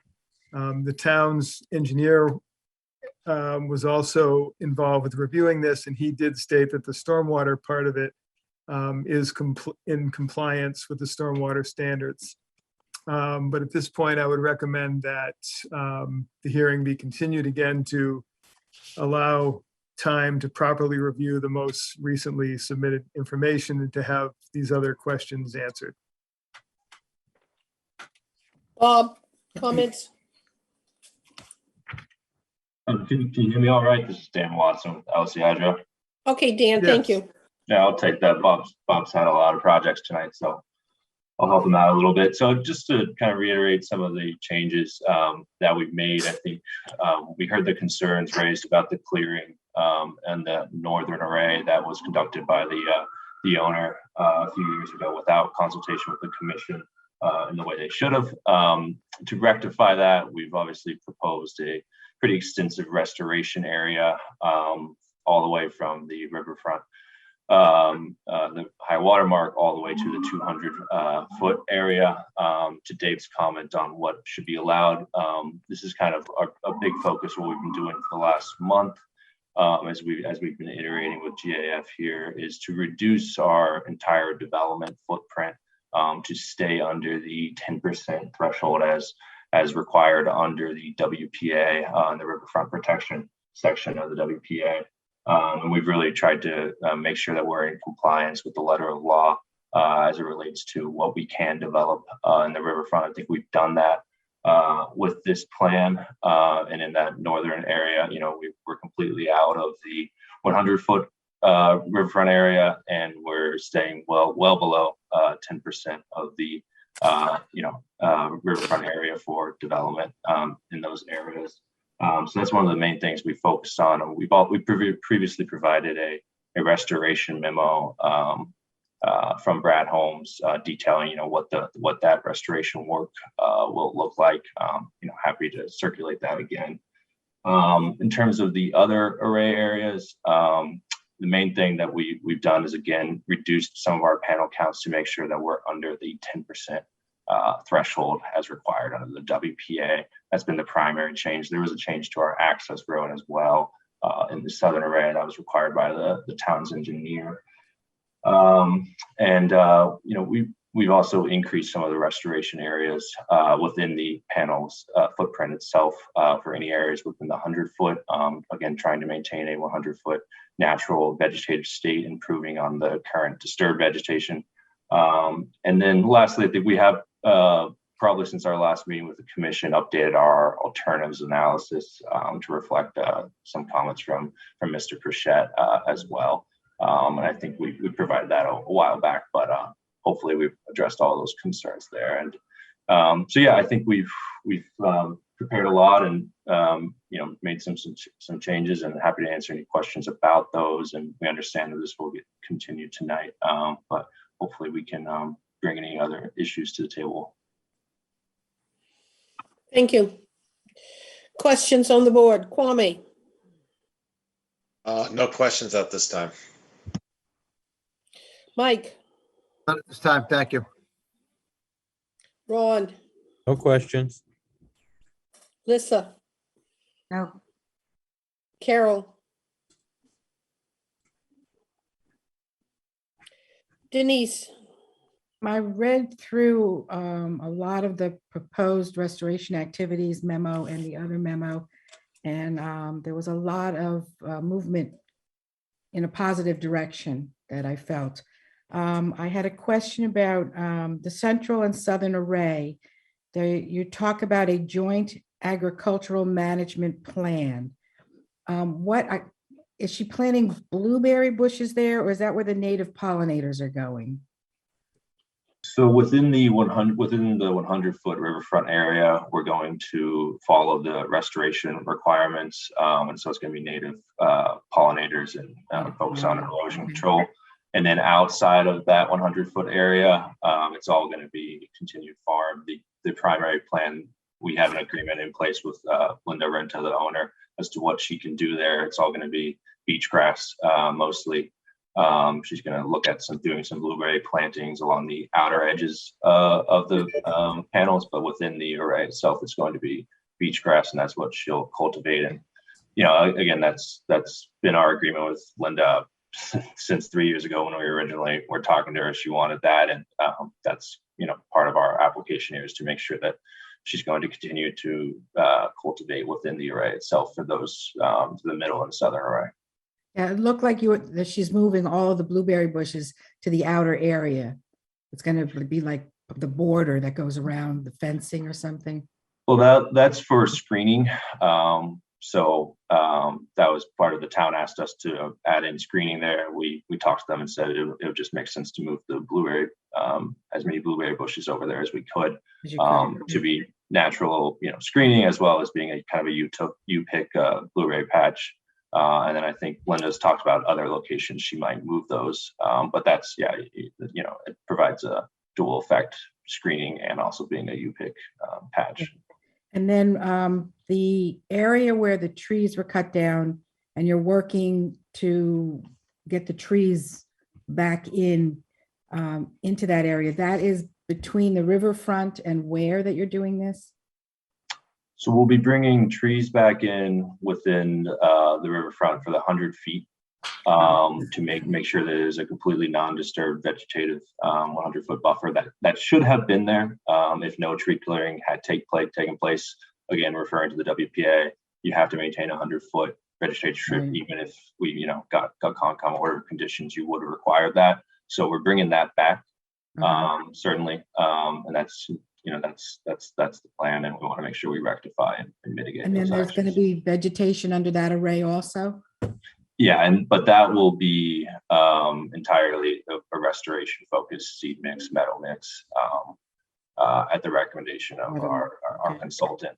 That won't be agriculture, again, focusing on restoration up there. All right, so that's not agriculture. No, that array won't be. Okay. Anything else? Wait, I just want to see if I have anything else. Hold on. Good questions. Restoration would consist of placing loam over degraded area and plant. No, that covers my questions at this time. Thank you. Thank you. Is there anybody online that would like to comment on this project? We are going to continue it. Just, Madam Chair, if I could just say one thing that, Oh, yes, Bob. So these plans that we've been submitted, we've been working, with Dan and with Brad Holmes to develop the plantings, the restoration, and increase the agricultural component of this project. And so we are still awaiting a further memo, further document from Brad Holmes, specifically with respect to the plantings. And so then once we finalize that, we would be, stamping these plans and submit, officially submitting them. We are considering only the area underneath the panels as being the disturbance within the riverfront because of the agricultural use and because of the improvements to the ground cover. And, we very much want agreement of the commission for that aspect of it. Oh, I know. I have one more question. Yeah, and if I could comment, Madam Chair, that's where I have a significant discrepancy is as we considered the other project that we reviewed recently, we considered the disturbance anything within the fenced-in area within the riverfront, not just simply the footprint of where panels existed. So I will be recommending that is what the commission should be looking at. And so that's why I asked the question earlier, because I want to find out what is the percentage of riverfront that's being fenced in? That's what I want to know, not specifically just the footprint of where panels exist. All right. The fencing, Denise? the fencing that you were talking about, are we talking about one fence around this whole project, or is it being broken down into 3 different fences? So each individual array has its own individual fence. And so there are significant gaps between the arrays for, that would serve as a continuation of a wildlife corridor. Okay. But it's certainly not, you can fence in an agricultural property. I guess, most recently, you have marijuana cultivation operations that have security fencing. And so the property owner, Ms. Rinta, is certainly within her rights to fence the property for an agricultural use to keep out deer and woodchucks and any of those types of things. So, we really are looking at this as a means to hold on to the agricultural use, and a fence is a fence, and the solar panels themselves are making the farm sustainable. So this then would be a fencing that is to the ground, or are we still talking about it being 6 inches up in the air? Correct. Absolutely. There would be the 6-inch minimum gap. At So the at bottom. woodchucks would get in. Yeah. Well, the woodchucks are coming. Okay. Okay. And so Not the worst thing. if that could be broken down, I would want to see that number. Which number? The percentage of area that's being fenced in within the riverfront. I understand. So, Sorry, my battery's dying. I needed a charger. so David, you're looking only at the riverfront. You're not looking at the other land that's around that's not fenced in. Is that what you're telling us? No, what I guess I'm trying to say is when we're looking at proposed alteration to riverfront area, I'm looking at it in terms of what they're actually fencing in within the riverfront, not just the panel, the footprint of the panels, which is much, much less than the whole area that's being fenced off within the riverfront area. So in other words, they have a certain percentage of riverfront that the commission can potentially allow. Again, it's not a given that the commission would allow it. It's what the commission may allow. The maximum is 10% of the riverfront area on site. So by saying they're only altering the footprint of the panels, you're getting that number down more than what is actually being fenced in. And that's the distinction I'm trying to get at, because I regard anything that's being fenced off and now cut off from the riverfront as part of what would be considered altered. Is the fencing going up in the area, like where they're putting the trees? Is it gonna go like in front of the tree area, or is it back between the trees and the panels? In the case of the, I'm sorry, in the case of the northern array, so it's going right along the 100-foot buffer to the riverfront. Okay. So I'm asking the commission to consider a sequencing where this is the project that we have, and obviously we've applied and we've tried to make improvements, and we've really been minimizing things. But if the landowner, my hypothesis is, if the landowner had a straight up agricultural use with a fence, and then 3 years later applied to install solar panels, I think it's reasonable to say that the solar panels would be the only new development within the riverfront. And so that's how we're asking the commission to look at this.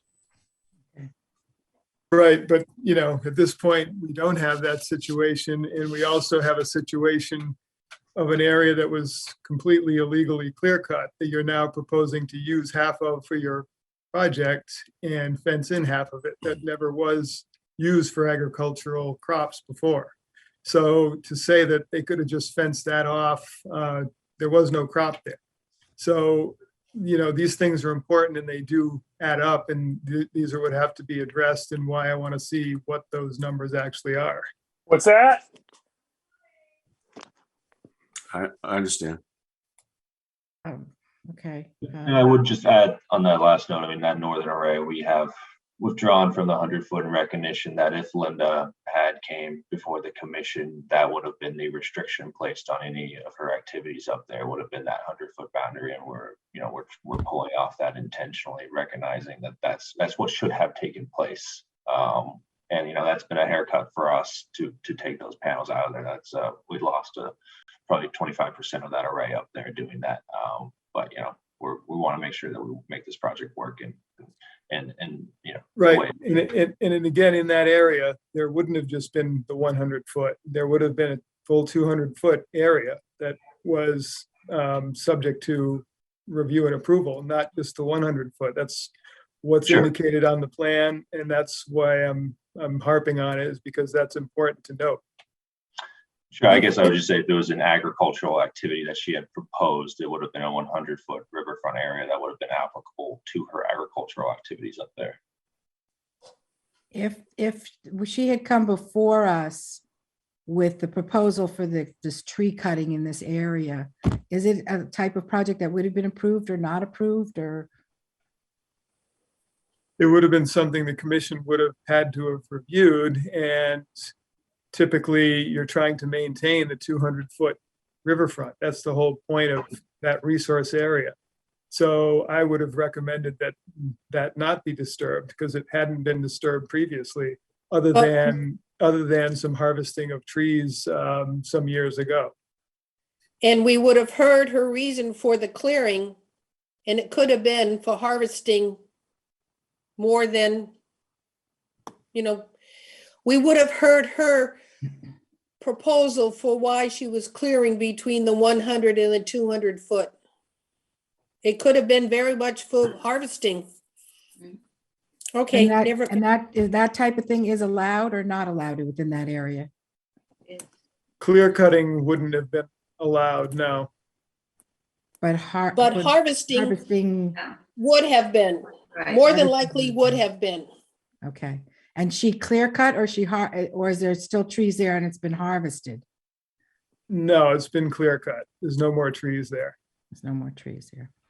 And they're talking about putting or planting or replanting this area. Is that correct?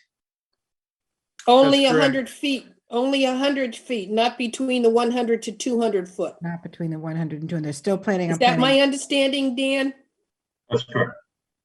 All right, so they want to maintain the 100 only, not the 200.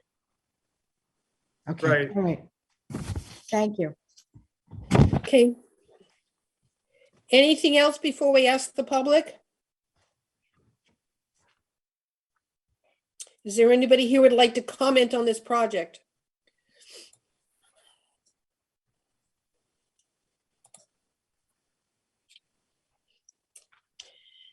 Hearing none, we're going to continue until February 2nd. Motion to continue to February 2nd. Second. I have a motion and a second. All in favor? Kwame, Aye. Mike, Ron, Aye. Melissa, Yeah. Carol, Yes. Denise, Yes. Sandy. We're continued until February 2nd to allow Mr. Bichette to do some understanding of the proposals that were sent in on the 18th. Okay, Thank you. thank you. Thank you. Next one. Deborah, oh, I can never get this right. Koshevis. Thank you. Is there anybody here for that project? Good evening, Brad Bertolo with JC Engineering. Okay. We have new plans, correct? Correct.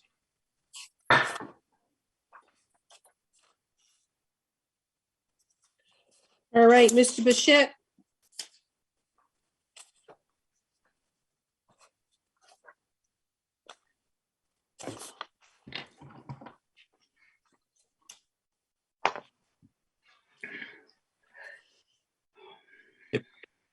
Right.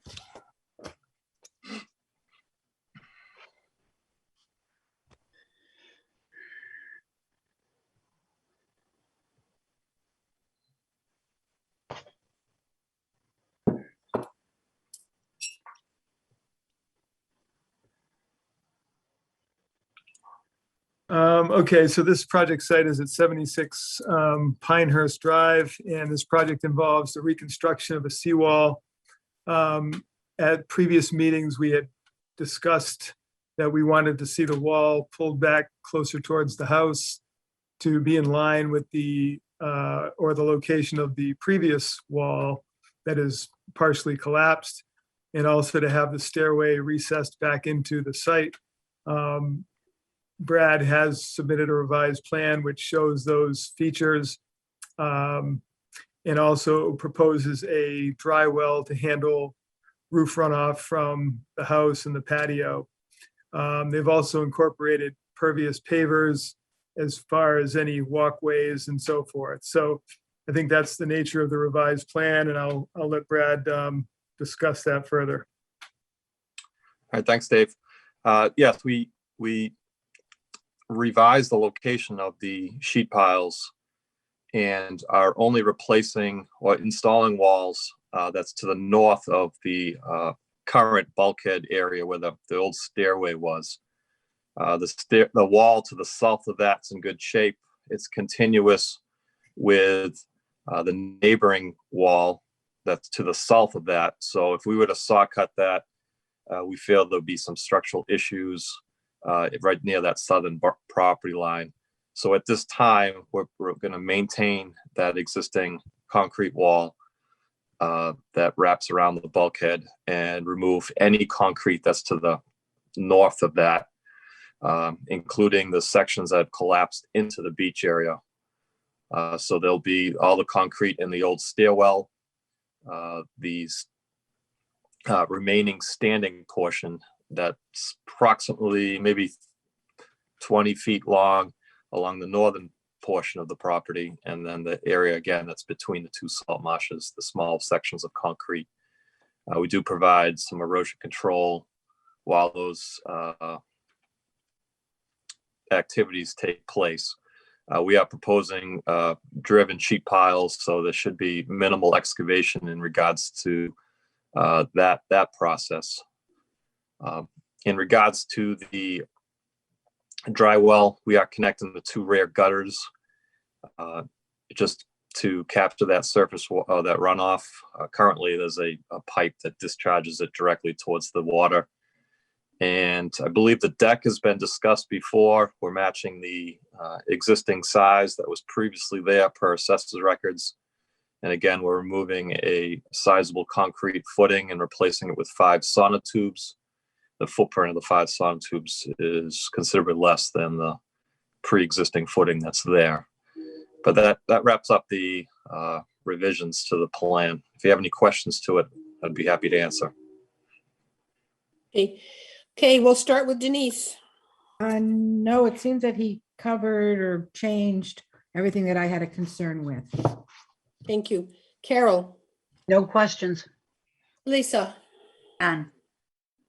Ron, So just to be clear, if I'm looking at this correctly, the stairway now is inside, not encroaching on the waterfront area. It's actually in line with the wall now, recessed in. Is that what I'm seeing?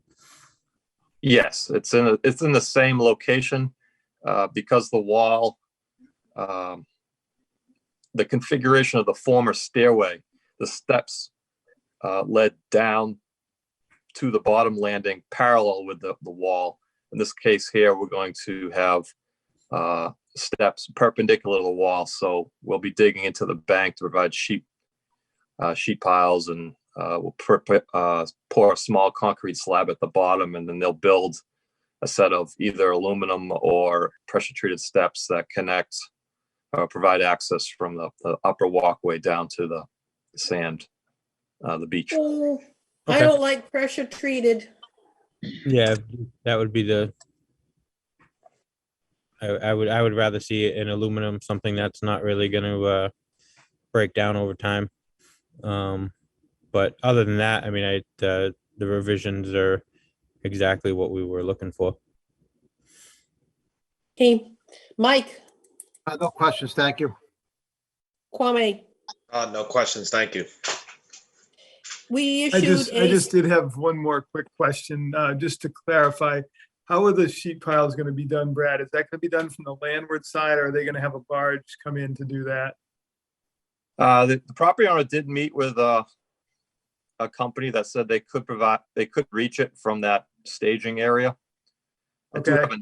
I have a note on plan that a barge may be needed for the very northern portion, but I'm sure that a condition can be put in that if that's necessary, that the contractor reaches out to you directly regarding timing of using a barge, because it's going to have to be done at high tide.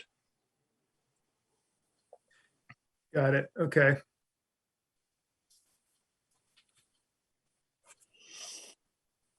Okay, so I'm hearing a standard order of conditions with the condition that if a barge is required, they reach out to Dave Pichette for his approval of using the barge several hours before and after high tide, something like that.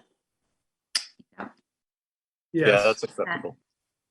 And can we stipulate no pressure treated wood? Or railroad ties. That we would stipulate that the stairs must be aluminum.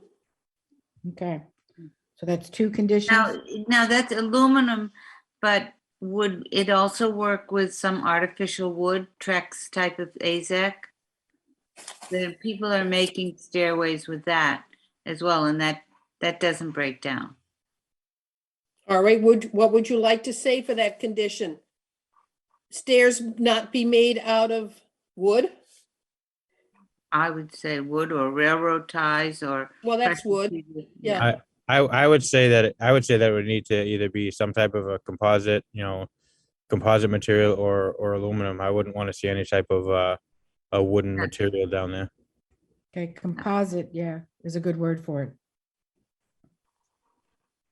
Okay, so it could very well be composite or metal. Aluminum. Aluminum. Well, all right. Is there anybody here want to comment on this project? If there's nothing else, I'd take a motion to close the hearing. To close the hearing. Second. And have a motion and a second. All in favor, Kwame, Aye. Mike, Yes. Ron, Aye. Melissa, Yes. Carol, Denise, Yes. the hearing is closed. Someone wants to take a stab at the order of conditions? We want to accept this project with the standard order of conditions, with a knowing that the stairwell is going to be redone in aluminum or a composite material, that the project will be done from the staging area if possible, and if not possible, through consultation with Dave, they're going to be using a barge a few hours before high tide and a few hours after. And what did I That's- forget? I think that does the standard order of conditions plus 2 adjustments. I think that's what I think that's what we heard. That's Second. her motion, and I heard a Second. second. All in favor, Kwame, Yes. Mike, Yeah. Ron, Yes. Alyssa, Yes. Carol, Denise, Yes. Sandy, yes. Okay, Brad, you got it. See Dave before you start any work. Thanks again for your time. Thank you.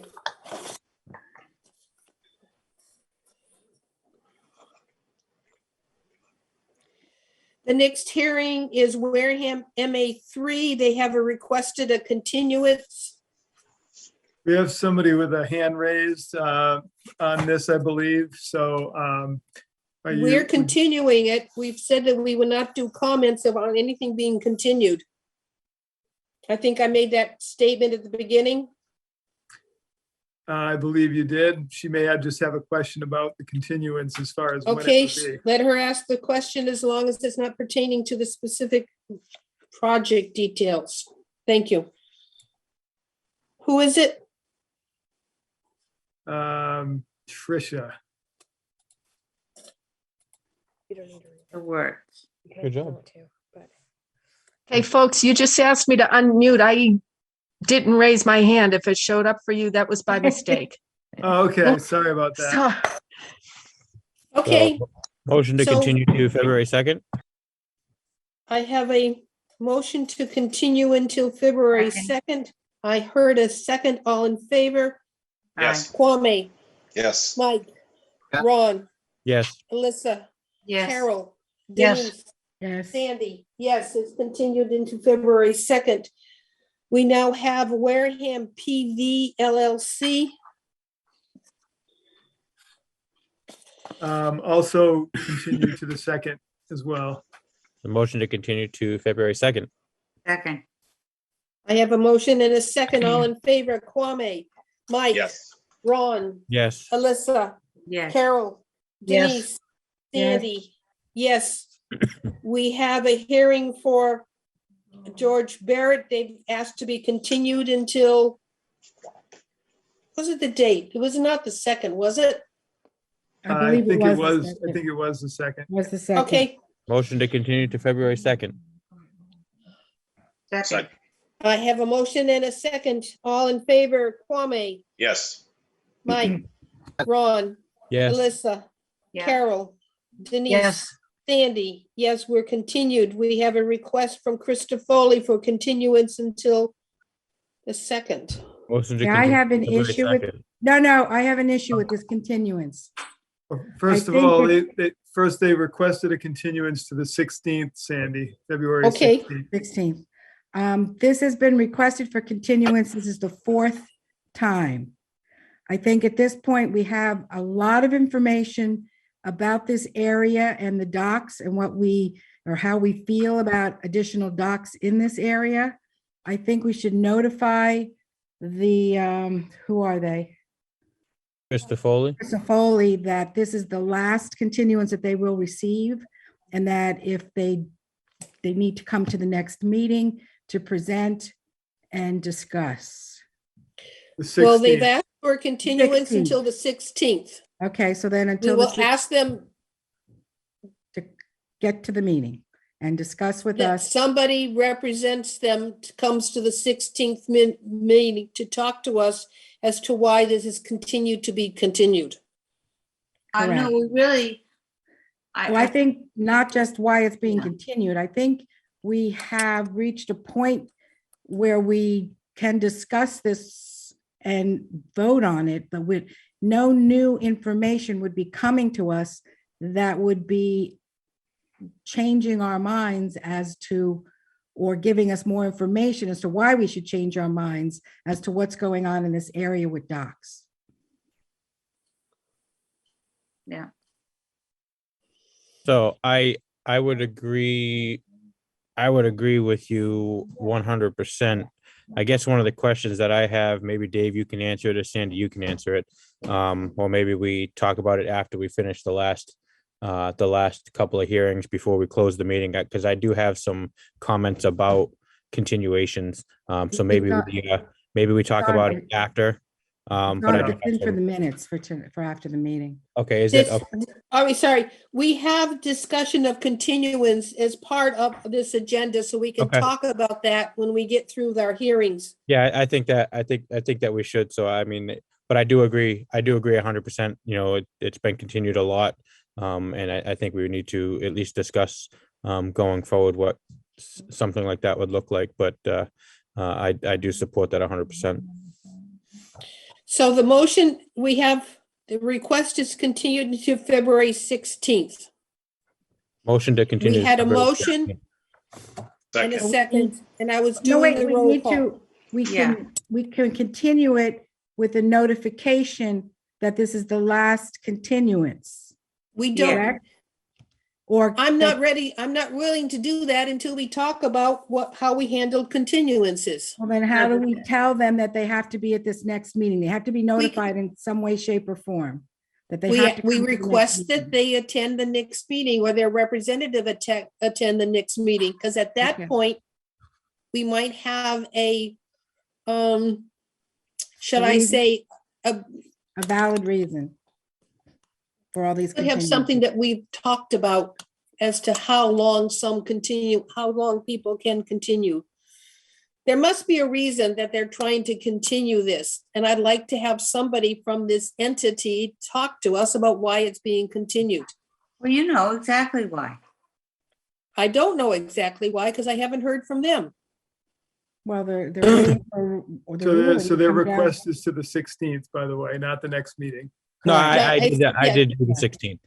Yeah. Yes, So then we can we can continue it with a notification that someone has to be represented at the. it was 2:16 strongly meeting. recommended that somebody attend the meeting of the 16th.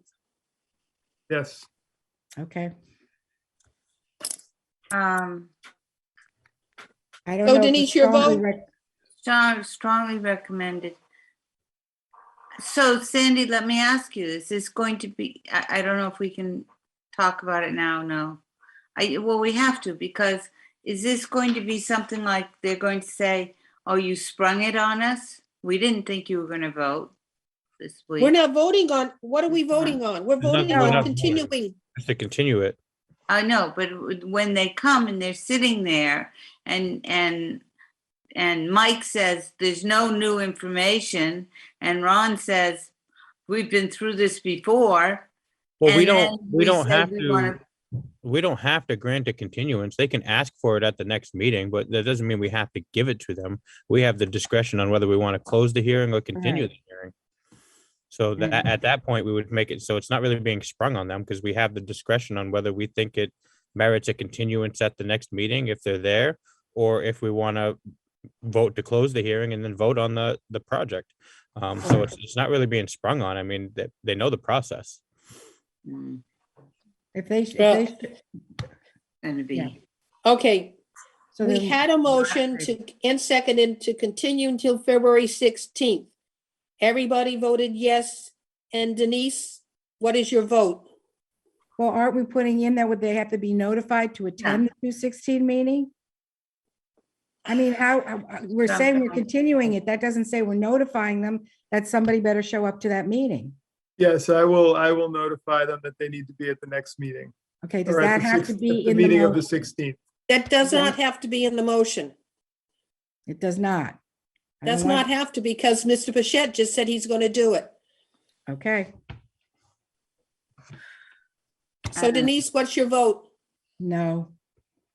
And I say yes, so we are going to continue to the 16th, and Mr. Pichette will notify them that it's critical. They are strongly requested to have somebody at our next meeting.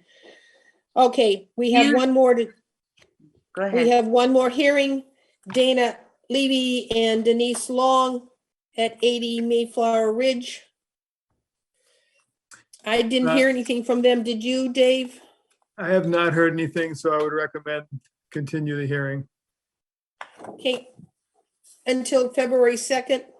I believe they're still working on a revised septic plan for the site, so that's why they've continued. Okay. Someone make a motion? Motion to continue, is the second good, Dave, or do they need more time? Do you know? Let's go with the second for now. Motion to continue to February 2nd. Second, I have a motion and a second. All in favor, Kwame, yes. Mike, Ron, Yes. Alyssa, Carol, Yes. Denise, Yes. Sandy. Yes, it's continued. Now we're in enforcement orders. Some bad things happening at Parkwood Beach. Dave, you're up. Yes, so we have the Parkwood Beach Association. I believe there's a representative for the association on the meeting. But anyway, the reason why this was sent to the association was for some unpermitted cutting activity that occurred on the coastal bank and adjacent to the coastal beach area. We had discussed some concerns with cutting going on in the Parkwood area a little while back, myself and officers of the Parkwood Beach Association, and they were in the process of trying to come up with sort of a maintenance plan that would be submitted to the commission for us to review and approve, but they're still in the process of working on that. But in the meantime, there was some additional cutting that continued on.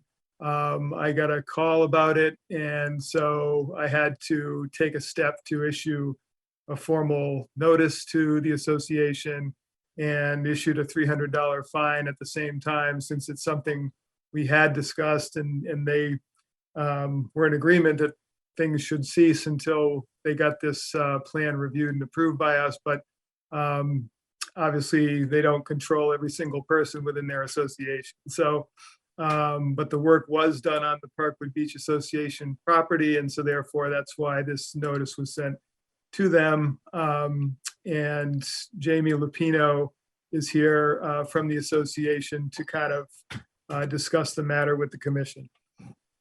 Okay. Madam Chair, and Conservation Commission members and David, we did do some discovery here in the beach on exactly what we're trying to achieve, what had happened. It does seem that there has been some over trimming, and we are going to pay the fine. We are working on the policy, as David has alluded to. It's been a long process. It's a difficult process. We're currently running on a set of regulations for over 20 years old, which has been reviewed numerous times with David, with several past presidents and past beach committee chairman and or members. So we're continuing down that road. It's unfortunate what's happened at this point in time. As far as the association is concerned, we do not condone or send people out to just do these things. I mean, we are in a very scripted manner, managing all the property in Parkwood, including this area where the violation has occurred. And it's just very unfortunate. As David said, we cannot control everyone. We've had several things over the years. I've been president 2 years now, several years in the past. Different presidents and different beach committee chairs and members have had to compete with this same process. It's just not easy when someone wants what they want, or they can't see something and they don't know the regulations. So the idea is that we're on a trying to get this policy passed to the commission to review with a coastal engineering stamp that will compile all the laws in one set of regulations, where we set it out to all the Parkwood Beach members and non-members of the association, so everyone would get copies. And then we could just go into some, basically every year, every 3 to 4 years, someone forgets, what exactly is the coastal bank, what exactly the limitations are, what can and can't be cut. So we need to reinforce this and put this policy out and make sure we're continuously enforcing that as an association and enforcing the learning and the management of it. So again, this is an unfortunate situation.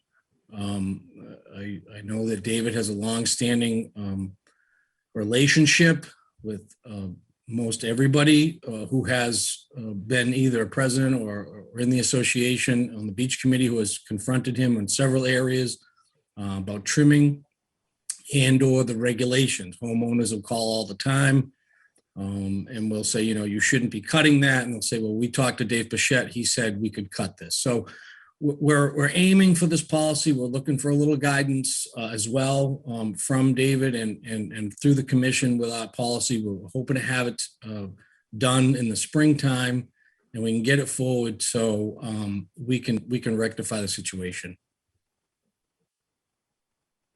Thank you. Questions from the board? Kwame?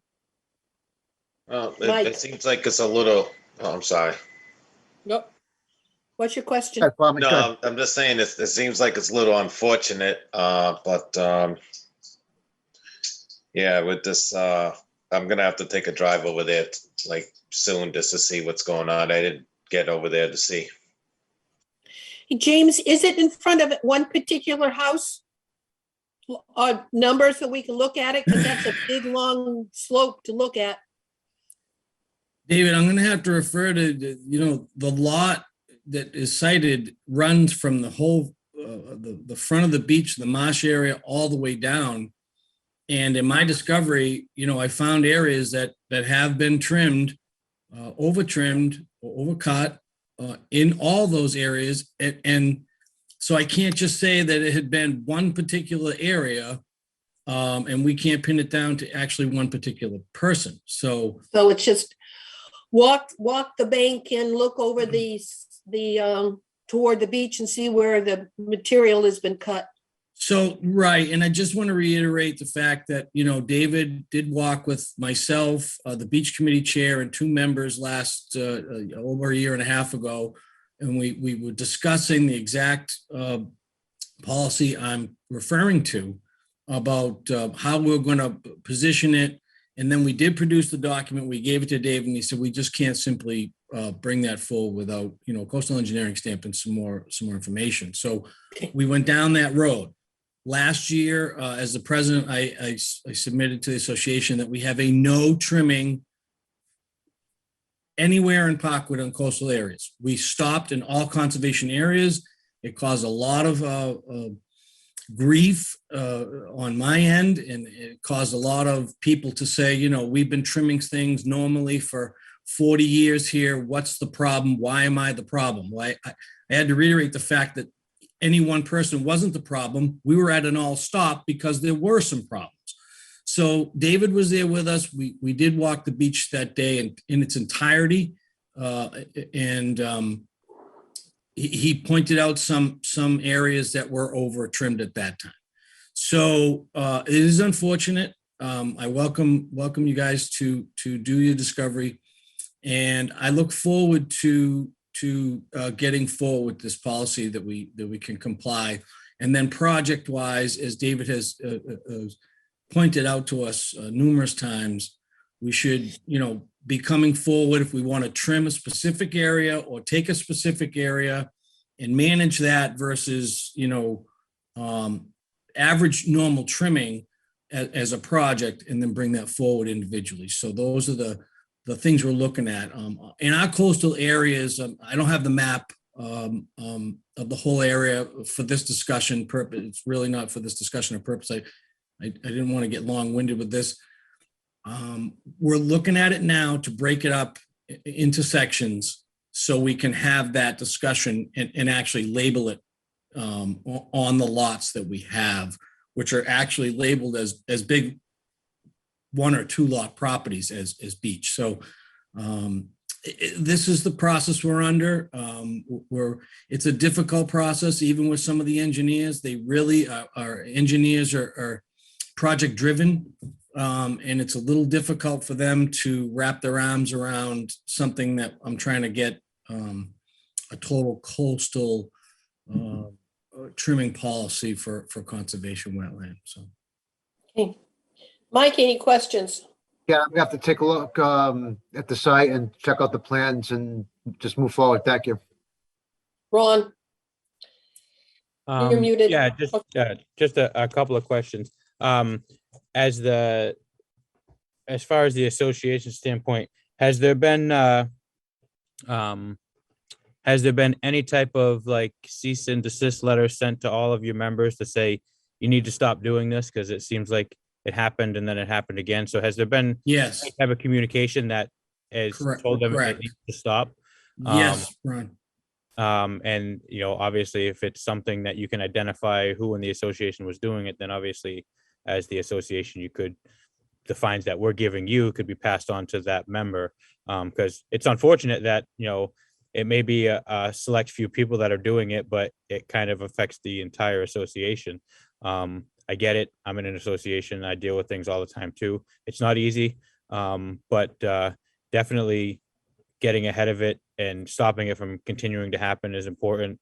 Obviously, we're here to support and try to help any way we can, but we also have to enforce the issues that are at hand to keep them from stopping to happen. So anything that you need, we're here for. But my biggest recommendation is, and you sounds like you've already done it, is making sure that everyone in the association knows that this is a serious issue now and we need to rectify it. So hopefully they'll comply. But we'll do what we can to help push any type of policy that you have questions about to try to make it so it makes sense to protect you, but also protect the natural resources that we have here in town. Ron, thank you. Yeah, we did send a cease and desist based on the violation order. And again, I had put one in place last year. At the end of the season, it was voted to go back and begin trimming, and this is partially a result of that. And it is not exactly one person. We have some people that trim regularly. They're on the line with us here tonight from the beach committee, and beach chairperson is also on the line.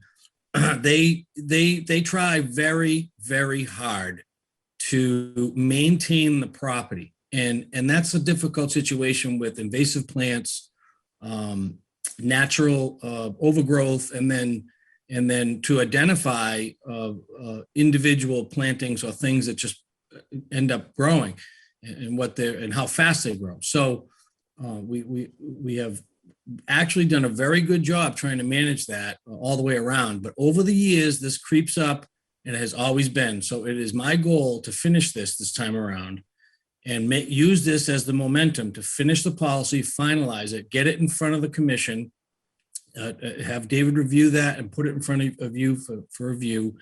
And with your help, I think we can all get it to a point where it's passable and enforceable. And then we will, as an association, be able to pinpoint anyone who we've educated, given a policy, and does not comply. So that's the goal. Thank you. Thank you. Alyssa, questions? Looks like she stepped away a minute. Yep. Carol, questions? Unmute. Okay, I saw the word no. And Denise? I think the use of the word unfortunate doesn't even cover what's been going on. I think it's totally unacceptable that you're notified and it actually continues. I think a $300 fine is like nothing, and it's not going to mean anything to any of the people in your association. Is $300 is $300. If I want to cut down the tree, I'm going to cut it down. How many trees and what kind of an area are we talking about, Dave? Well, most recently, there were some things that were trimmed or cut. I wouldn't say it was overly significant, but enough to warrant this reaction. There's been some other cutting work in years past. It did involve some trees being removed and whatnot. But more recently, there's been some, again, over trimming as Jamie discussed. And some of that did involve, let's say, a small tree, not anything large. And then some some branches and whatnot, but it's just the point of the continued activity. Right. Are they Um, allowed to do maintenance down in there? Do they have permission to do that? Well, that's the whole thing that we're discussing, and that what they were trying to put forth as a policy for the commission to review and approve, because, you know, technically they don't have a formal approval for such a thing. Right. So they're maintaining, and they're not even supposed to be maintaining down there. To a certain degree, they can maintain their pathways. That's something that has existed and they're allowed to do. We're talking about more than that though. And so that's why we're here. Can we also talk about restoration and not just fining? Can we ask them, make them restore the areas that have been, these violations have taken place in? Well, I think some of these areas are going to just grow back because a lot of the vegetation hasn't been, let's say, clear cut. So this material will continue to grow back. I'd rather wait to see what they come forth with for their policy and kind of review that with them and then address it at that point. Okay, and how long is it going to take to get this policy before us? Well, as we've heard, they're in the process of working on it. It's not always the easiest thing to come up with. So, you know, we'll wait to see what they do. And in the meantime, I think they have understood that they really can't or shouldn't be doing more. And that if more significant work does occur, then we're going to be back here with the same discussion and same issue and more fines. I mean, so they understand that. Okay. Alyssa, wait, Alyssa, yeah, I know, you come back, I will call you. Denise, anything else? I just want them to be clear that we find what they're doing down there unacceptable and that it needs to be straightened out. And these people. Okay, thank you. Alyssa? My only question is with Jamie, that it's probably really difficult. I would guess that you don't have 100% of the people who live in Parkwood or in yours have paid their dues for their association. And so some people probably don't. I mean, Jamie has to deal with this, that they're just not interested in being in an association. They're not interested in participating. So I would think that it's a very difficult situation. Listen, you're correct. I'd just like to add a quick comment for both of you and Denise. The association is taking this very seriously. And this is not some idea that we can pay a $300 fine and keep trimming. So I want to put that to rest right now. I've also, in the order, that the violation order, I also reiterated, not only are we in a cease and desist order, but there is now the violation of a $25,000 fine that will be issued to the next person that trims something. So I had put this out previously when the violation came down. We're taking this very seriously. We know there's been issues in the past. There is no way we're trying to skirt the weed on any of this. And to Alyssa's point, we have about a 320 home development here. And we typically get 2/3 to join the association, which is voluntary. It was never in their deed. So yes, Alyssa, you're absolutely perfectly correct. It is very hard for me to even contact some of those people who say, I'm not part of your association, I don't care, but I live on the waterfront and I'll do what I want. Well, okay, so the compliance, the policy we're going to hopefully get through the commission with David's help and all of you, to pass will be something that we will enforce to not only the PBA members, but all residents of Parkwood Beach. So it's being taken very seriously. Denise, I want you to know that. And Alyssa, you're correct. It's a very delicate situation, especially now where people, I can't believe we got fined. You know what I tell them? I can't believe we haven't been fined. And you're correct, Denise, it's gone on. So, enough said from me. I'll continue, Madam Chair. Please continue. The notices, I mean, obviously you don't have control of the people then who are not in the association. Should conservation be notifying the people who don't belong to the association? Dave? Well, we're not just going to randomly send out letters to people who may not even be involved with doing this activity. So I think what we need to do is just let the process continue on as Jamie is trying to accomplish and go from there. So I don't want to sort of All right.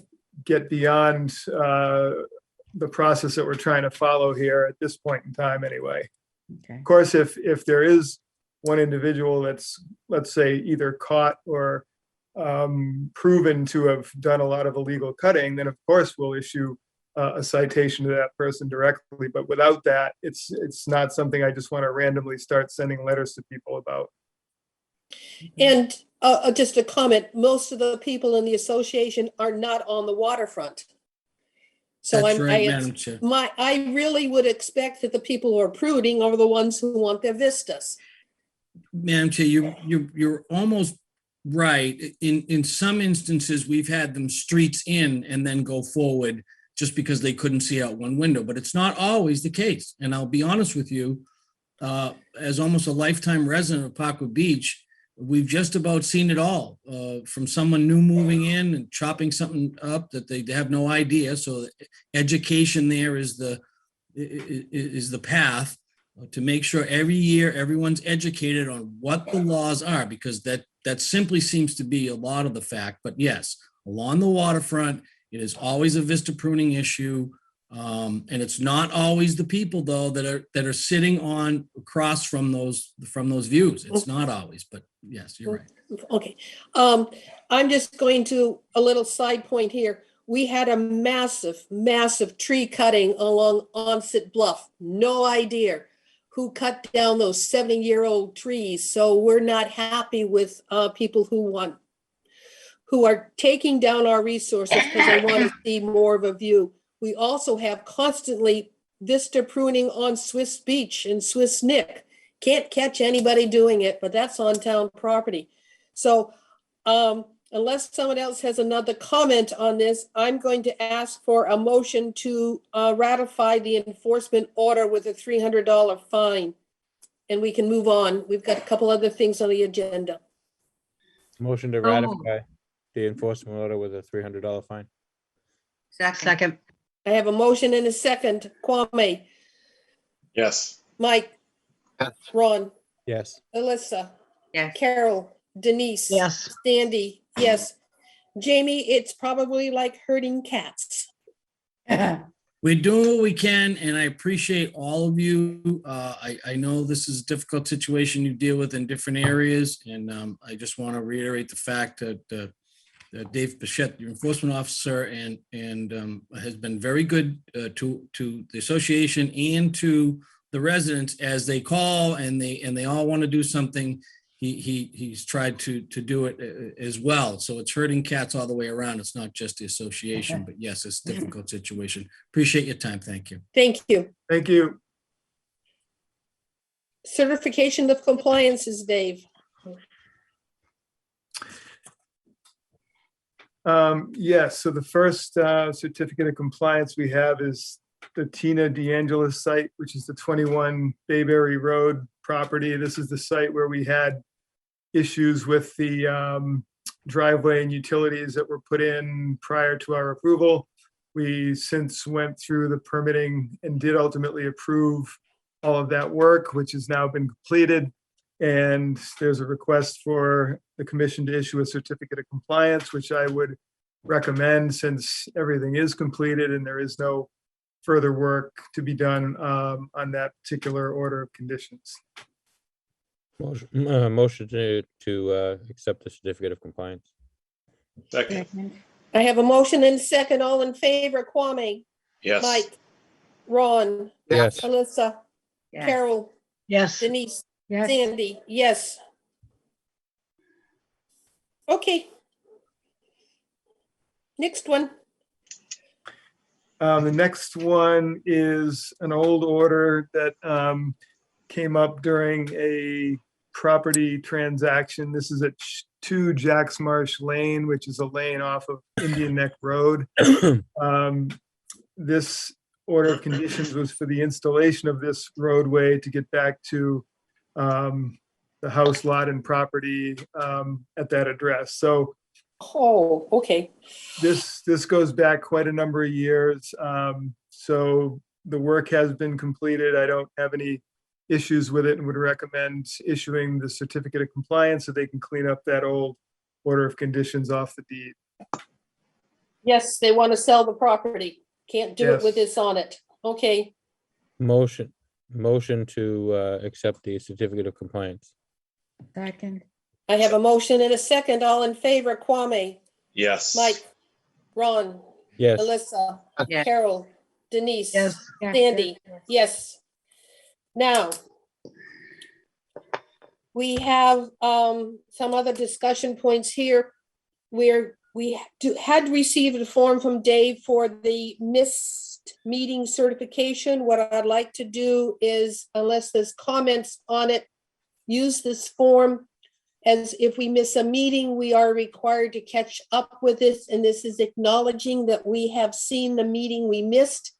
And I'd like to put the signed document from our members attached to the minutes for the meeting they missed, so it's all part of the one package. Any comments on this? I personally thought that Dave should have to sign it as well. Why? Because he acknowledges that he knows that this has happened, that the person has missed it. It's not to keep him in line or anything like that. It's really just so that, you know, it adds a certain amount of veracity to things. I don't know. Well, to me, the minutes will say that so-and-so missed it if we ever get the minutes, but that's another topic. I don't think we need Mr. Bichette's signature on it. This is something to do totally and completely within the commission. Yeah, I mean, Any other comments? I think that just the signature from the member that missed the meeting, I mean, because you're basically just certifying that you watched the video, read up on the meeting so that you can vote on any projects that you might have missed that started in that meeting, so that we're not dealing with issues. As I said, I just felt that this would be a good thing, but I'm willing to sign off on anything you want. Doesn't bother me. Any other comments on this? Some type of acknowledgement that he's received it. I don't know. Is that what you're looking for, Lisa? Yeah, just sort of that, you know, he knows it. It's, you know, it's been there, you know, whatever. Or maybe it could be entered into the minutes of the next meeting that he's received it. Yeah, Some type well, of I think that if acknowledgement or we're just formal going to keep acknowledgement. it just to the signing, just let that go. I mean, I think you're right. Things can get lost more easily when nobody has to put them in the file. But again, Yeah, I would like to see a signed missed meeting certification, and that in the next meeting, the member that missed it indicated that they've completed the document and Yeah, turned it I in to think that's Mr. Bichette. I think when that's do a great they idea. say that? Where is that put in our meeting agenda? Whenever we get to minutes.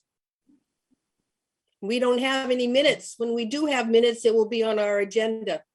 It'll be part of that discussion. Whatever. I think ultimately too, if the members come in, if they've missed a meeting, provide that signed sheet, you know, I'm gonna have it and it will go into a file that we'll have. It could also be submitted to the town clerk as well. You know, so there's a number of ways that it can be handled, just as long as we have something that we can go back to and say, hey, you know, this person appealed this case and they said you didn't, you know, submit anything because you missed a meeting. We can say, oh yeah, here it is. We have it. As long as we have it on file, that's all that matters, you know? So it doesn't have to be part of a public record that we've. Oh, no, it is public record. It is public record, yeah. Definitely. So then Right. how does it become public record? Just Because the person who missed the meeting states when the minutes are approved that they missed it and have turned in this signed document that they've seen the meeting. Okay, who's gonna remember that they did that by the time we get our minutes straightened out? What was the date that we missed? Yeah, what was the date that we actually missed? Yeah, I need to know that. I think if it's done, you know, right after a meeting. It doesn't have to be per se something that's stated or approved within a set of meeting minutes. It's just got to be submitted so that it's on file in our office. We can have our own file with these documents, and that's really all that's needed. There's nothing that says it has to be in minutes or it has to be sent to the selectman's office. It just has to be part of the Conservation Commission's records. But then how does somebody who is saying that we didn't attend a meeting notified that we actually listened to the meeting? You know what I mean? So that the situation that came up with Elisa signing something and they supposedly she hadn't been to the meeting before it. Now, Right. So in that instance, if that were the case, I would have that document in my hand and I would say, no, here's the document right here. I'll send you a copy of it. End So of they're not- story. all right, so No. they're not notified prior to them saying we did No, something wrong. it's only if somebody challenges it, we just need to have Okay. it for a All challenge. right. All right, that makes sense. Yeah. Okay. Next one, Denise, you sent out a message on continuances. Is this the same type of email that was sent to planning and zoning? Why would I send it to planning and zoning? I just don't, maybe your husband sent it to planning? Well, I don't think so. I don't know. I have no, I have no idea. I just wanted to know if there was any connection with the other two authorizing commissions of asking the same questions, because I don't know what anybody else does. I didn't approach it by asking any of those. I mean, if you want me to look into it. No, I further. just, if we talk about continuous, I just would like to be in the same road as zoning and planning, as opposed to doing our own. Well, But the only thing I here's- would say is that planning and zoning have different rules and regulations than what we have. So their reasoning or how they do continuances, we may not be able to do the things the same way Okay. that they do. Totally understand, because they do have specific timetables as part of the bylaws Right, and we as to don't. what they So- can and cannot do, and we don't. Right, so I think, this is a good thing to discuss because we have some of these hearings that have been ongoing for quite some time. But before we get into any specifics, I just wanted to quickly bring up on the screen, under the wetlands regs, what constitutes reasons or how continuances can be done. So let me just pull this up here.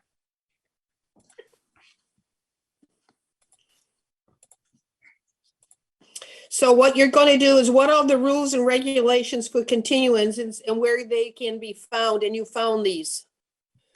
Right, so this is within the wetland regulations, 310 CMR 10.0, which is the wetland regulations. And these are the reasons or when a public hearing can be continued by the commission. So if you read this section here. Not quite. Read it to me, because I can't even I see. can't, Can I you make can't it see big? it. Thank you. Thank you. Oh, thank you. I can see that now. Let me see here. I just want to move that over. Okay. So the hearing can be continued with, the commission can continue the hearing without the consent of the applicant if it's announced within the first 21 days of the receipt of the notice of intent. Okay, that's not something typically we ever do or need to bother with. We don't typically get into that. In the second instance, it can be done with the consent of the applicant to an agreed upon date, which shall be announced at a hearing, which is typically what we do. Oh, hold on one second here.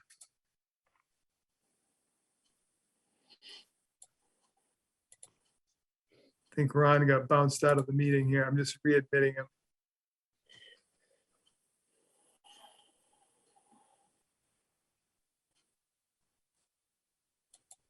Are you back in, Ron? Yeah, I don't know what happened. I'm like, Okay. they kicked me out before I get to speak because this is a hot topic for me. Like, I have so much to talk about this. Okay, the third reason.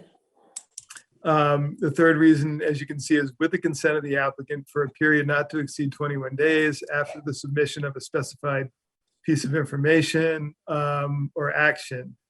So and the date and the time and the place of said continued hearing shall be publicized in accordance with the regulations.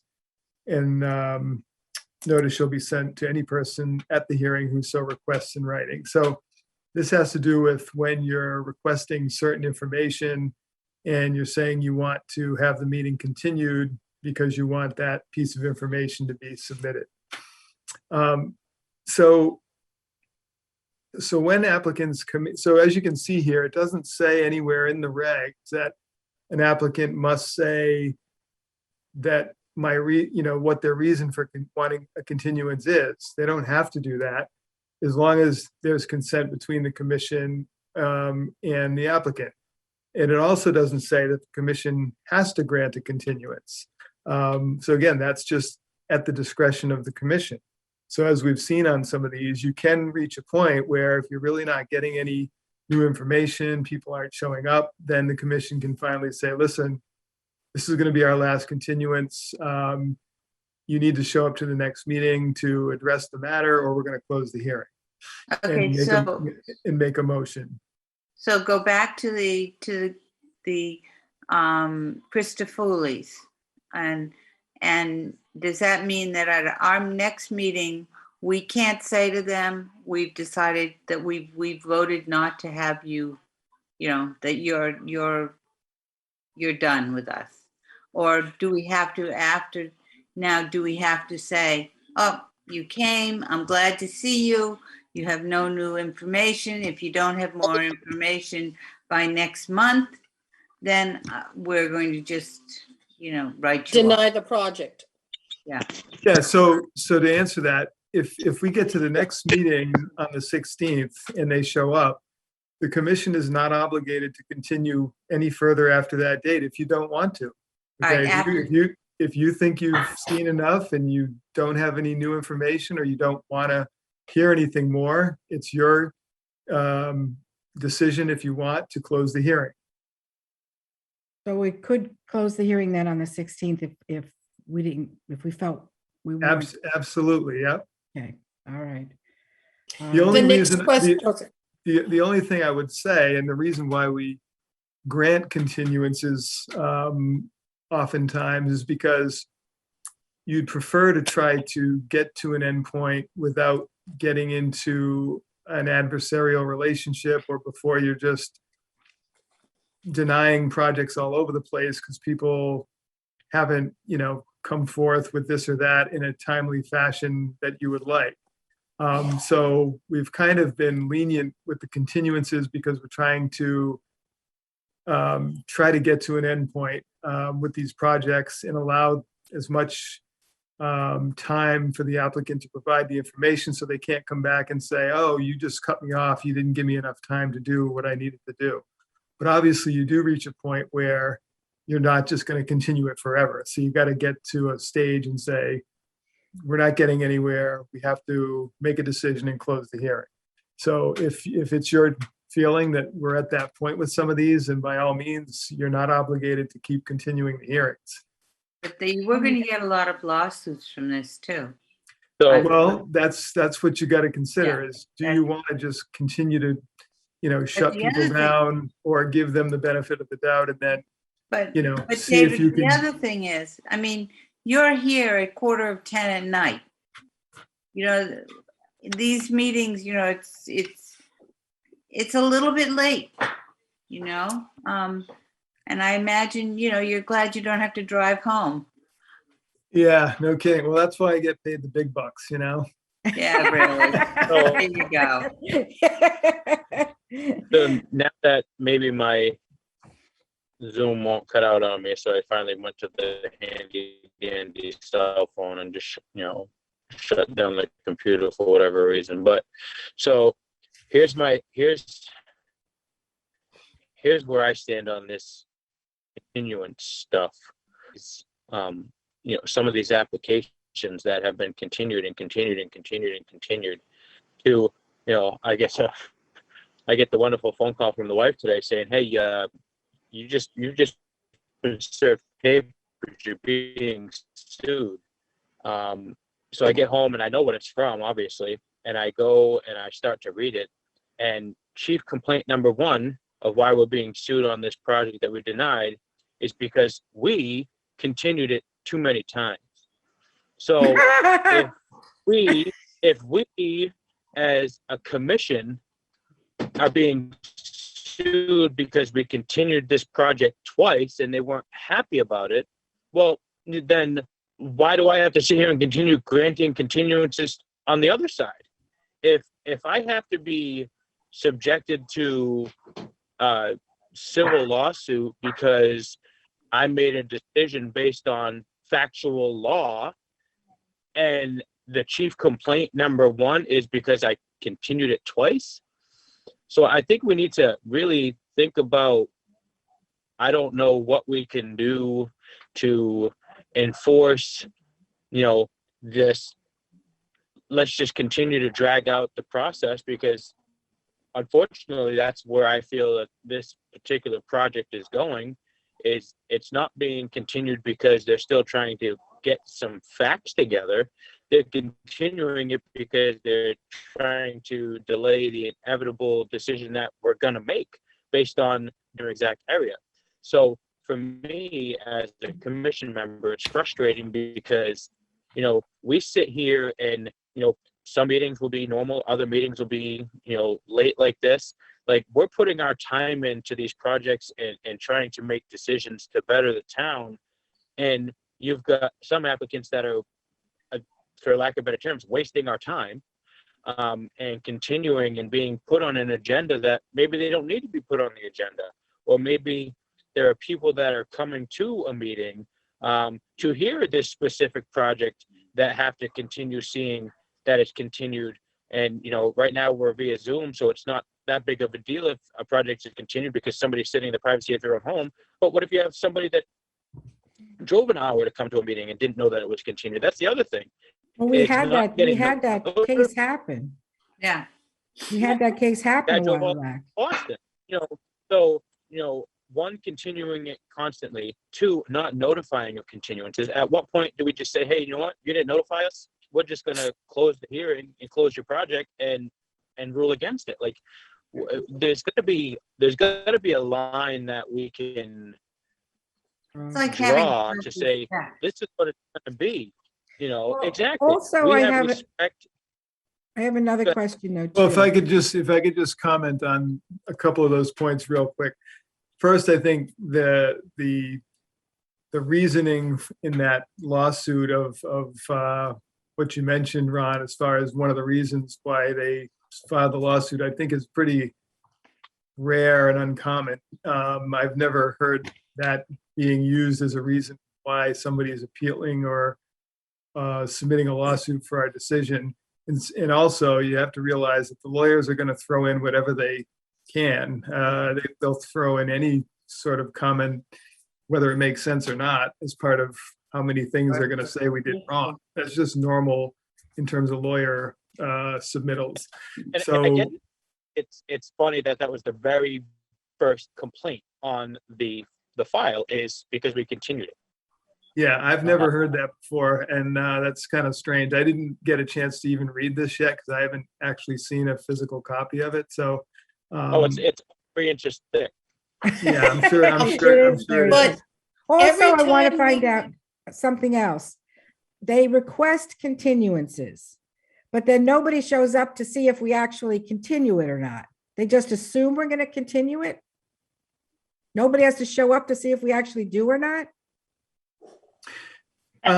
No, they don't have to show up. I mean, typically, again, unless there's some real strong reason or the commission said, we're not going to give you any more continuances, the policy is to say, okay, we got your request. We'll put that request forth as long as you're making a good faith effort to try to come forward. But again, once there's a point reached where the board doesn't feel like that's happening any further, then you don't have to grant any further continuances. But one thing I would recommend is that you should always want to take the action of closing the hearing with the applicant being present. In other words, give them the opportunity to come, like we are doing with this one on the 16th, and then make a decision to say whatever you want to say. But if they're not there and you just feel like you don't want to carry on with the project anymore and you just close it out without them being there, again, that's going to be a reason for them to include in Ron's next lawsuit. It seems to me You're a But- funny guy. regulations you just read pertain to us continuing a hearing, not to the applicant requesting a continuance, which is the biggest problem we have. Sometimes we get them the day of the hearings. Right, Like, right. And, you you have the know, opportunity to say, look, this is your fourth continuance. We're not dealing with this anymore. right. And I think, again, that's the commission's discretion. And if you have these hearings where you have had some that have gone on, certainly make a decision and say, listen, we're going to tell these people this is their last one. They need to come forth, and then we're gonna do what we're gonna do. You can do that whenever you want. A lot of There's work nothing into saying this. you have to keep granting continuances. Yeah, we put a lot of work into this. We do a lot of background information. We read a lot of materials. I mean, we just don't show up to meetings and arbitrarily grant things and don't grant things. We do a lot of research and put a lot of time and effort into this. You put time into this, Denise? Oh, please. Uh-huh. Hours. I couldn't tell. Days. But So, I mean, that is a request is exactly that. It's a request. I deal with this. Unfortunately, I deal with this with employees all the time. Like, they think because they put in a request, I just have to give it to them. But unfortunately, we've kind of set the precedent that would just let anybody continue anything. I mean, but that's kind of how we've been, because to Dave's point, we really want to come to a reasonable resolution to our projects. Get that, but at what point does it become unreasonable? Is it 3 continuances, 4 continuances, 5 continuances? I think you have to take the different situations individually. You can't just I think arbitrarily Denise put a number in there. Denise, I think, just hit what I was about to say. It seems like there's one project that we always seem to just go, how should I put it? We get many projects that we've seen before. They come back to us. We give them a continuance. They come back to us again. We give them another continuance, and so on and so forth. We get one project we'll see once, and it's continuance after continuance after continuance. And we haven't seen a plan from them since. Was it like the railroad corridor one from TEC Associates? I think we've seen one plan from them, and that's been it. We haven't seen from them since. And how many months ago was that now? Or maybe the one, was it a solar panel project along Route 25? Route 25. What have we seen them once now? Well, those particular projects, there's certain pieces of information that are being generated that aren't completed yet, and that's why those have been continued. The other thing with the one for Crisafulli with this pier, the reason why that's being continued, as far as I'm concerned, is because they're waiting to see how this appeal of the other one goes that we denied. Yeah. So they're just waiting to see what goes on before they come in to try to get to an endpoint, in which I can understand that, because you don't want to have multiple appeals going on, but that's sometimes how it's going to be. So again, if the commission decides they don't want to keep continuing that one, you have them come in, and if you end up denying it and we have multiple denials at a time, then hey, that's the way it goes, Right. Right. All right. I'm just I think you afraid answered that- most of my questions. I'm sorry, Denise. I had a whole list of different questions, and I think we've hit on every single one of them. I'm proud And of them.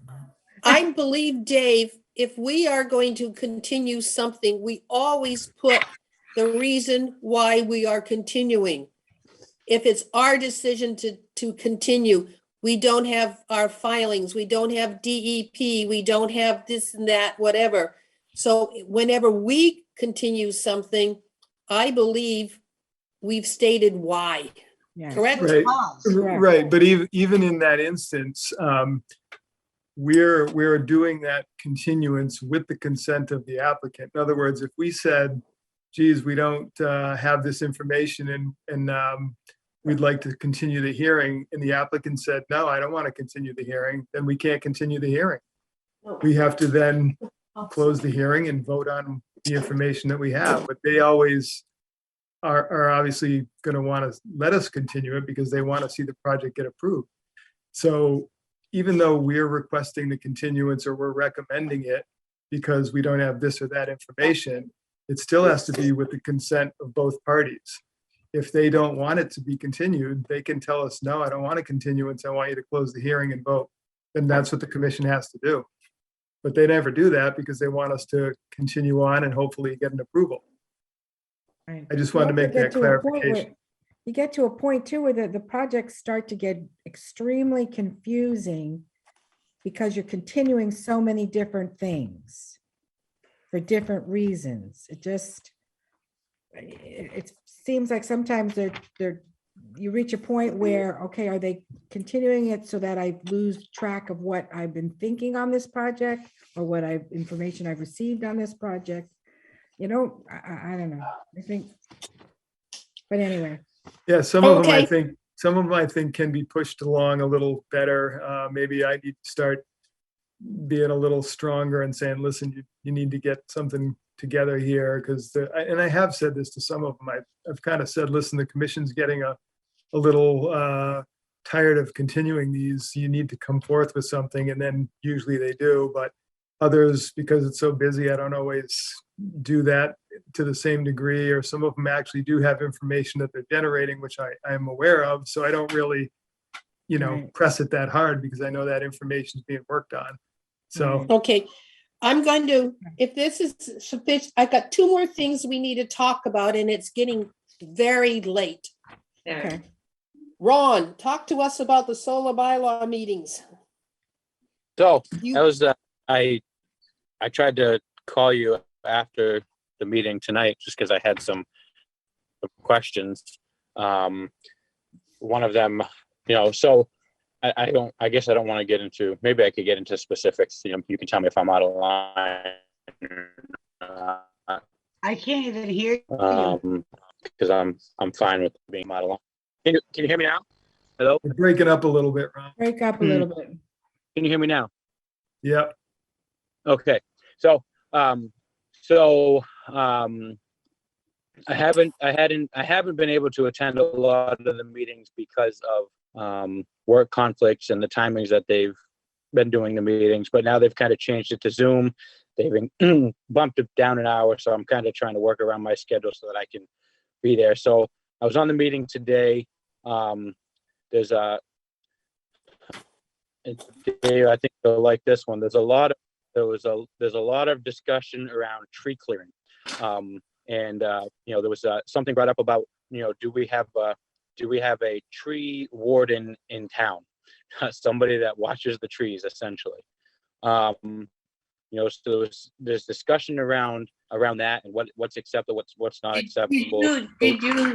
Did they come up with the whole thing? You need to have a certain number of people in your town or a certain, in order to have a tree warden in Massachusetts? No, but apparently it's if my memory serves me correctly, I think somebody said I'm drawing a blank on the name right now. I'll have to go back through my emails. But talking about the solar projects itself and what there's a lot that is agreed upon, like for a basis of some changes, but there are some things that are kind of hung up on. There was a comment made by Linda tonight that kind of caught me off guard and confused me a little bit, and I guess I can bring it up because we're still it's not a violation because we're in a meeting. But there was a comment brought up that she's gonna lose the project that she currently has before us. So that kind of caught me off guard because I know that we're still waiting on a lot of things, but she feels, I guess, currently the way it stands that, and she's really, in my opinion, and this is just one of my, and we're getting close she's- to open meeting. Okay, so that's fine. That's why it's. Yeah, I know Yes, you were Ron, I hesitant to heard talk that, I about heard it. that comment also. So And it caught me and off guard. I know we're talking about another committee in the meeting, but anyway, so I'll push away from that so we don't get into any type of violations, which is fine. Okay. But at the end of the, one of the things that we're trying to decide as a committee is if it's going to be feasible for us to actually get a new bylaw drafted, written, presented to the selectmen to get it on the next town meeting. I think that we can get there, but there just needs to be some really pointed conversation in the committee and having some actual push points at our next couple of meetings to really work on what the disconnects that we're having as a review committee, and stop talking about what we agree upon and just those are what we agree upon and these are what we don't agree on, and try to figure out the best way to move forward to make this bylaw work for the town, but also make it work for applicants, because I do believe that solar is good. They drive it out of certain areas and put it into areas that would make more sense. But how do we incentivize? Because a lot of the discussion right now is, thinking about maybe putting into the bylaw. Is it de-incentivizing and pushing people away? And is that going to hurt the town? No, I think that's the biggest thing right now, is trying to figure out what's good, what's not good. So I think we're close. I'm hoping that we'll be able to drive some stuff in the next 2 to 3 weeks, because I know that we have to have something finalized by, I believe it's the end of February, or like March 1st is like the very last day that anything can be submitted to the warrant. So I think it can happen.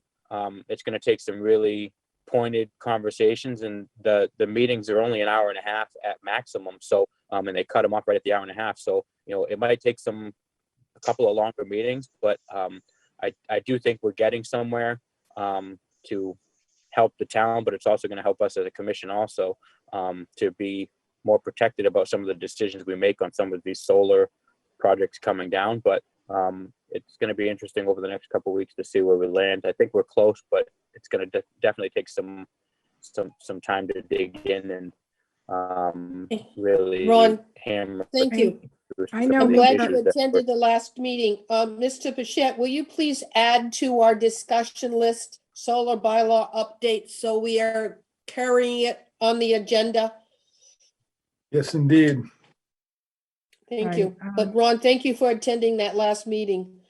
I also think that personally, I would really be, I don't know, upset, sad, aggravated if they don't get something into the spring town meeting. Well, we're still waiting for what happened with the last article we passed. I know. Did it ever get accepted by the Attorney General? Didn't get any. That's the problem. That's the problem that we're having right now also, is that we still haven't gotten a ruling back from the AG's office on what was sent up to them. So we're still in limbo with them. We're still working on the existing bylaws. Correct. Correct. It wasn't approved. It's still its status. Can we also put on the agenda something to the effect of like old business? Because I would like to find out, like with 91 Edgewater, if there was actually the pier removed or not. We gave them till December 31st to remove some kind of pier. Did that happen? Then there's no place on our agenda to actually bring that up. Well, those sorts of things are part of their order. I can, if you have a question about that, it doesn't have to be on the agenda. You can just ask me if that's been done and I can check it out, Okay, all right. So. One of my items on my to-do list is to go back for the last couple years on the enforcement orders write them down and indicate the solution or the disposition of all of those. So give me, it's one of the things I want to do, which would cover the one that we talked about, removing that pier. Right. So that's and my also- intention, is to Right. look at what we have for enforcement orders and what are the resolutions of them, i.e. Anderson finally came before, and then NOI, so we got that done. So it's gonna take a while. Awful late, folks. I'm going to say one more thing, two things. We have a bunch of documents to sign. I know it's snowing tomorrow, so maybe Monday you could stop by Pachette's office and sign the papers we need to do. And I know we all got served. That was a A disappointing. surprise. David, are you going to be in the office tomorrow, David, or not? I will be in the office, yes. But probably not Oh, early. the meeting with Derek. Monday, you Yeah, said. we'll send an email around on that. I think you already did. Oh, did I? Yeah. Okay. But I don't want everybody there. No. No, but I just wanted everybody to be aware of when it is, but if somebody's interested and wants to show up, I don't have a problem with them. Well, I think that, I think he should know that we're taking this seriously. yeah, Okay. no, whatever you all decide. I mean, I can go in by myself too. I don't have a problem with that. I think the chair should be there, and I think Denise, since you requested it, and I'd like to be there, so we'll see what happens. Do we have an appointment with Mr. Bowen tomorrow on this suit? Not as of yet, because I didn't have a chance with getting prepared for the meeting to do that, so I Okay. will check with him in the morning. Because we got 20 days. Yep. Now, in regards to that, because I wanted to ask that, is Attorney Bowen going to file the answer on behalf of all of us so that we don't have We to won't file? know it? until, no, we do won't not know do it until tomorrow. individually. It will come from our town attorney. Okay, just want to make sure because it does specifically state in there that we have 20 days and we're all named individually. So that's why I want to ask before I get anything rolling on my end. So if Attorney Bowen's going to take care of it, thumbs up, go ahead and run with it. But if I need to do anything, obviously time is of the essence. I totally understand that, Mr. Bowen. Yep. Our town attorney will handle this for all of us. Okay. Thank you for having the meeting, Sandy. Oh, ho, ho. Thank And you. I'm sorry, it's after 10 o'clock. Is there anything else? If not, I will take a motion for an adjournment. Motion to close the meeting. Oh, I am not going to roll call. All say aye. Aye. Why? Think about it. Kenneth, I'm just kidding. Have a good night, everybody. You're gonna think about it, Mike? Yeah. Well, you gotta